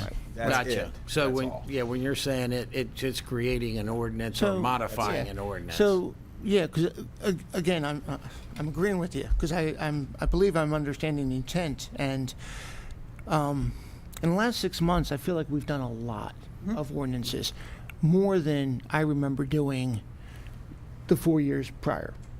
We've done a lot of judicial and a lot of ordinances. I'm not really sure why. Maybe that's just going to be the way things go. But I do feel like we've been very active. So yeah, going through this, typically it would be the second week. We could say, okay, we're looking at a very specific topic. Is there a sponsorship or is there a concern with this? We may get let's keep moving from all 5 of us, or one may take the lead. I had the conversation with Chris Hine when he was up here with JP about the Freedom District and ag, and I want that further discussed. So I'm expecting him preparing something and it'll get on the agenda, and because that's an ordinance, that would be a change. What? So it's not. Well, okay, so it's not a change order, but it's a change that we're looking to make. Okay. Well, and, So what if- and, I apologize. And the solar on ag, the current one, I did the opposite. It wasn't on the agenda, and I made a motion at an open meeting. Right. And so I very much sponsored it, but and again, I'm being serious. Should I have asked this group before that meeting, should I get it on the agenda? And I think a couple of us have brought up stuff in the admin part and made it into a motion probably. But I understand what you're saying. But like I say, the solar on ag, I kind of didn't ask anybody, and I just brought it up, and I sponsored it, and you guys could have said, I remember that meeting. It's a, 1 to 4, we don't care. Perhaps we can do it this way: when the staff feels as though an ordinance needs to be discussed, it's important that at least one of us, be prepared to discuss it, and in the affirmative say, yeah, okay, let's make sure that's on the agenda, or something to that effect. That's all I'm trying to accomplish here. I'm not trying to hide anything. Yeah. Because once something's out here in open session, it's out in the open, it's out in the public. I'm not trying to squash anything either. I'm just trying to find a way that one of the 5 of us, as the elected officials in the county, have some form of management, if you will, lack of a better term, of some of these sometimes controversial issues that are taking place with ordinances, and they're always going to be controversial. So we can speak to it and we can relate to it a little better, and not feel as though we're just, we're being carried along in a process that may have already started. So I have I'm sorry. So very briefly, Commissioner Kyler, when you brought up the solar moratorium, and I have no problem with that whatsoever. If any of us want to bring something up at will, I have no issue with that whatsoever. Maybe the easiest way to approach this is to indicate if there's going to be a potential ordinance change in the future. On the list of items that we have, somewhere within that section, item 5, item 4, whatever, specifically will say ordinance change. And then at that point, if it specifically says ordinance change, then we can determine during this part of the meeting whether or not that's something we want to proceed with. And what I would request is that if there is something that falls under the agenda that is a potential ordinance change, we have a briefing sheet that's included with that, with our package. We're going to be changing our policy about, bridges or something for reasons X and Y. And then By now, not the briefing paper by when the agenda is produced, but saying now. Earlier. So we have some sense of what it is we're going to be looking at, and then we can determine among ourselves, this is a great idea to change the policy about bridges, or no, I'm not prepared to do that at this time. It's a good use of open admin to look at schedules. Well, again, it provides more cohesiveness amongst us, and like you said, that we're prepared, we could do on that. the agendas. I don't disagree. It's comfort, it's confidence, it's what matters. And sometimes, things I may disagree with, I'll still bring out there. Right. Because I rather put them on the table to take them off than not even have them addressed. And then say, well, why didn't we think about X? And, and you've heard me talk about things like that, especially during the budget. You got to get out there. You got to be willing to put out, and then, okay, we talked, take it off. Let's, but sometimes that's going to be the case. So I think that's a process that actually could work. Okay. Have some reservations about, individuals going to individuals. But anyway, the staff would have to change and have some semblance of a briefing paper that doesn't have to necessarily be the formal briefing paper with the motion and everything, but Right. some semblance of a briefing paper that gives the board enough information about the proposed change to make you feel comfortable that the majority wants it on the agenda or not. Including specifically why it's being. Yeah, that would have, yeah. Yeah. I'd Thank- like thank to you. ask about an example just to see how something happens, and I'm being facetious with my first comment for the lawyers in the room. Clark Schaefer gets more shit on the agenda than I do. Now, how does that happen? When the car wash at Liberty Road, he presents that for a client to get a change done. It goes through staff and it ends up on our agenda. And that's an ordinance change, possibly, or not. But how do... We can't tell him no. No, right? Go ahead. He applies to the county for a what's called a piecemeal rezoning, and that triggers a process where it's reviewed by staff, and ultimately he is entitled. Anyone is entitled to a planning commission and eventually to come to the commissioners for go ahead. That is a state determined process. Yes, It's yes. laid out in state law. Yeah, Yes. so that's that process. So much as we'd like to say he couldn't come in front of you, Right. I hope he's watching. Yeah, I want In those instances, I don't want him here anymore. We have No, to. But that kind of stuff can't go through this process, or it can, but it would be kind of superficial to even go through it. But stuff from departments could, correct? Things sort of within your control. I mean, that's in your control to allow or not allow at the ultimate decision, but the process is already set up by an outside, by the state. In some cases, maybe you do a briefing, but you say, you don't really have a choice on this, but we want to let you know what's going on. But I think because some things we don't. Right. And I'll wrap up this conversation because I know it's been a long day. My bottom line is I do not want to see ordinance discussions on the agenda unless at least one commissioner has okayed it, aka whatever you say, sponsored it, and is prepared to discuss it in some form or fashion. That's my only ask, and it's strictly with issues of changing the county ordinance. Yeah, well, let's see if it works the way Commissioner Vigliotti suggested, that if, staff will have to change how they, they'll have to prepare it a little in advance.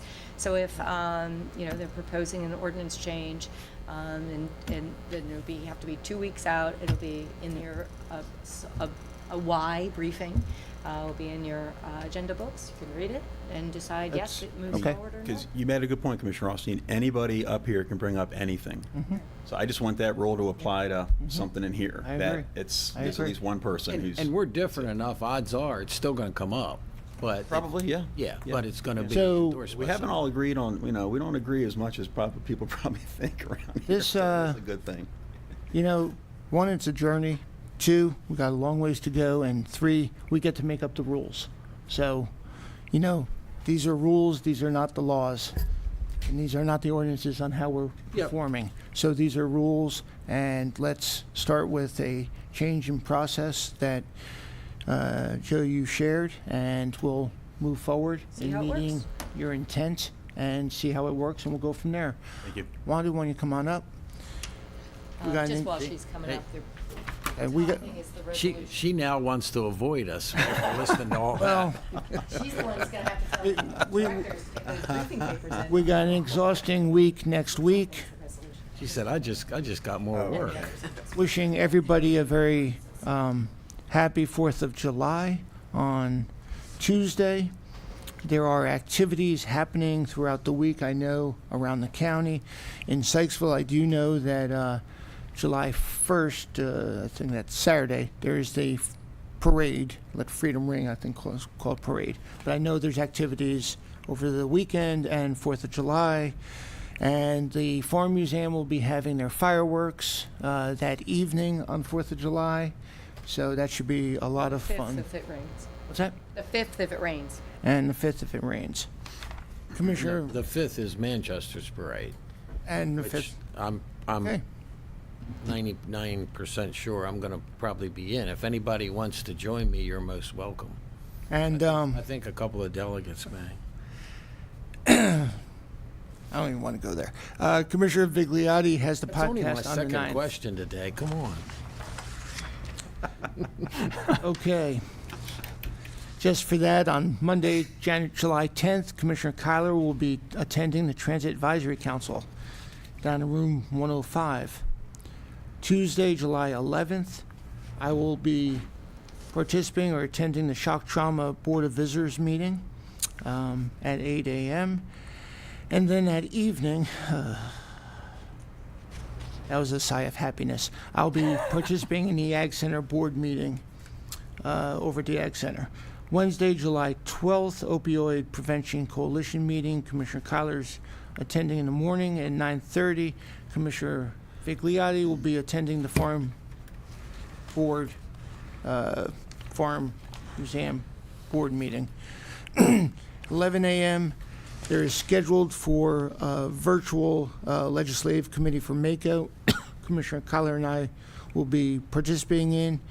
And then we have the joint Board of Education, Board of County Commissioners joint meeting, which will be held downstairs in the Reagan Room at 1 p.m.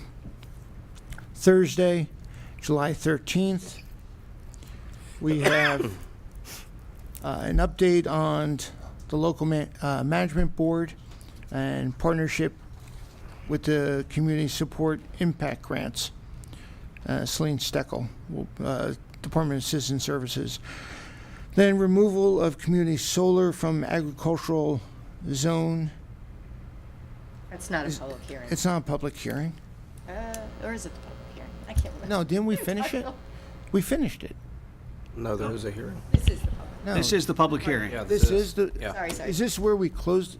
So the we hearing? will not vote on. No. You will close the public hearing, and I would suggest you close the record at that point. and Okay, but this is the public hearing. This is the public hearing. Okay, My fault. Can we close the record and vote that day, or we have to wait? You can, but the ordinance will not be effective for 10 days. Anyway. No, I don't. Either way. I Yes. think in planning things, like, I thought planning ordinances had to be left open. All right, well, we'll look into that, Look but into it. Okay, but we probably have to wait. Okay. so one more time. It is a public hearing for the removal of community solar from agricultural zones. And it'll be led by our Department of Land Resource Management. And then we'll have options to purchase properties through the county programs, the James Cook and Diane Cook property, the Bradley Humber property, and the Jeffrey White and Janice White properties. We will then get a request from IT on the IntelliTime system annual support. And then from Office Management and Budget, setting of the school impact fees will be discussed. Then it'll be approval for fiscal year 24 town-county agreements. This year, it'll be Manchester, New Windsor, Sykesville, Tawnytown, Unionbridge, Westminster. Well, all of them will come in eventually. Oh. This is just the ones that are signed already and need the county to sign. I thought it's only 3. No, you do all 8 every year. Okay. Bridge Program Manager. What's that about? We have a contractual, Oh, is this the request to fund? Okay, it's a request to fund the bridge program manager. I take it it's the same with the traffic engineer? It's a request to fund the traffic engineer contract. They're contract, contractual so they're outsourced. Yes, exactly. Fiscal year 2024 pavement testing and rehabilitation recommendations. What's that? The cost. Oh, let it go that way. Then we will go into closed for land acquisition. Friday, July 14th, I will be a keynote speaker at 8:30 in the morning. First responder, again, that was a of joy. First responder PTSD symposium that'll be put on over at the community college. Then there will be the Buck Wild Tractor Pull on Saturday afternoon at 4 p.m. and Commissioner Kyler has the podcast that after on Sunday. How'd I do? Okay, Wanda? Yes. Any questions or comments? Hey, Chris, is there somebody on the line? Yes, sir. Caller came in after public comment call for. Would you like to take that call? Is it for public comment? Can you ask? Let's find out. Call number 1, could you please use *6 to unmute your phone, please? Yes. Yes. Are you calling for public comment today? Yes, I was told to wait on the line and I would be asked for public comment. Okay, go ahead, Chris. Okay. Could you please identify yourself and give us the area you're calling from and your name? You'll have 3 minutes. Thank you. Yes. My name is Catherine Adelaide. I'm calling from the in between Westminster and Tawnytown area. I'm interrupting something to make this call. I am a second-term member of the Carroll County Republican Central Committee. I think hopefully all of you know me. Thank you all for all that you have done. I especially appreciate Commissioner Guerin's comments this morning about that horrible accident regarding the THC. Didn't know but was not surprised.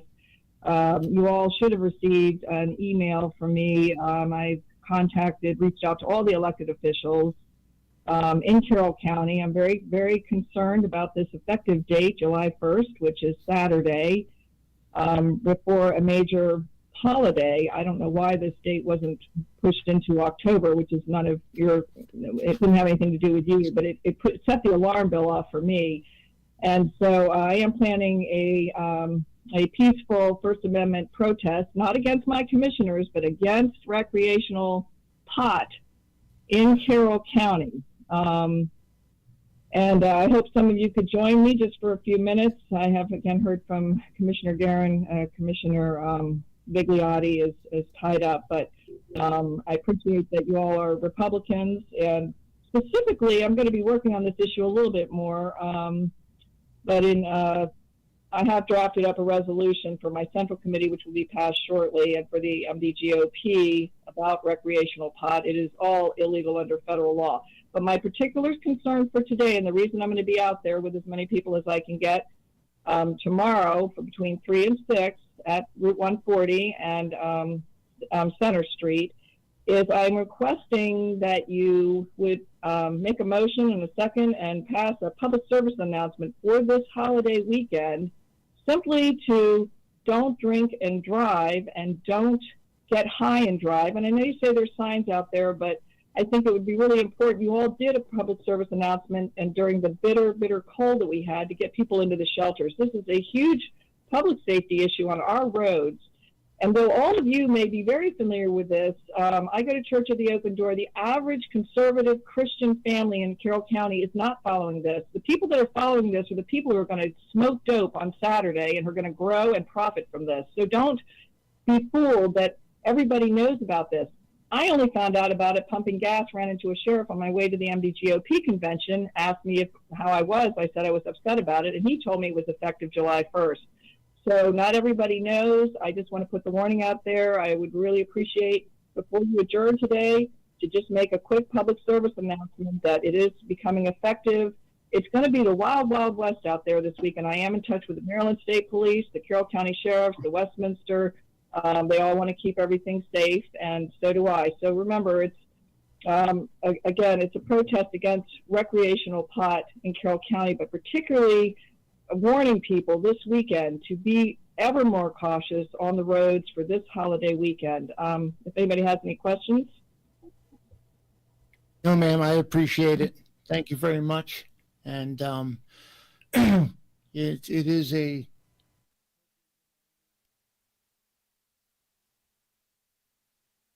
thoughts and activities in mind. A lot of you will be taking a long weekend because Tuesday is a federal holiday, so a lot of folks will be taking Monday and Tuesday off, making it a 4-day weekend. Whether it's down the beach or wherever it may be, just hoping you're with family, friends, and neighbors and staying safe while doing it. We have to go into recess. We are scheduled to go at 1 o'clock, but if it's okay with you, if you would like, we can start at 1:30 and go to a work session at 1:30. And where are we doing this? Downstairs. In Reagan Room? Yes. Okay, so I need a recess to 1:30. I have a question about her comments just now.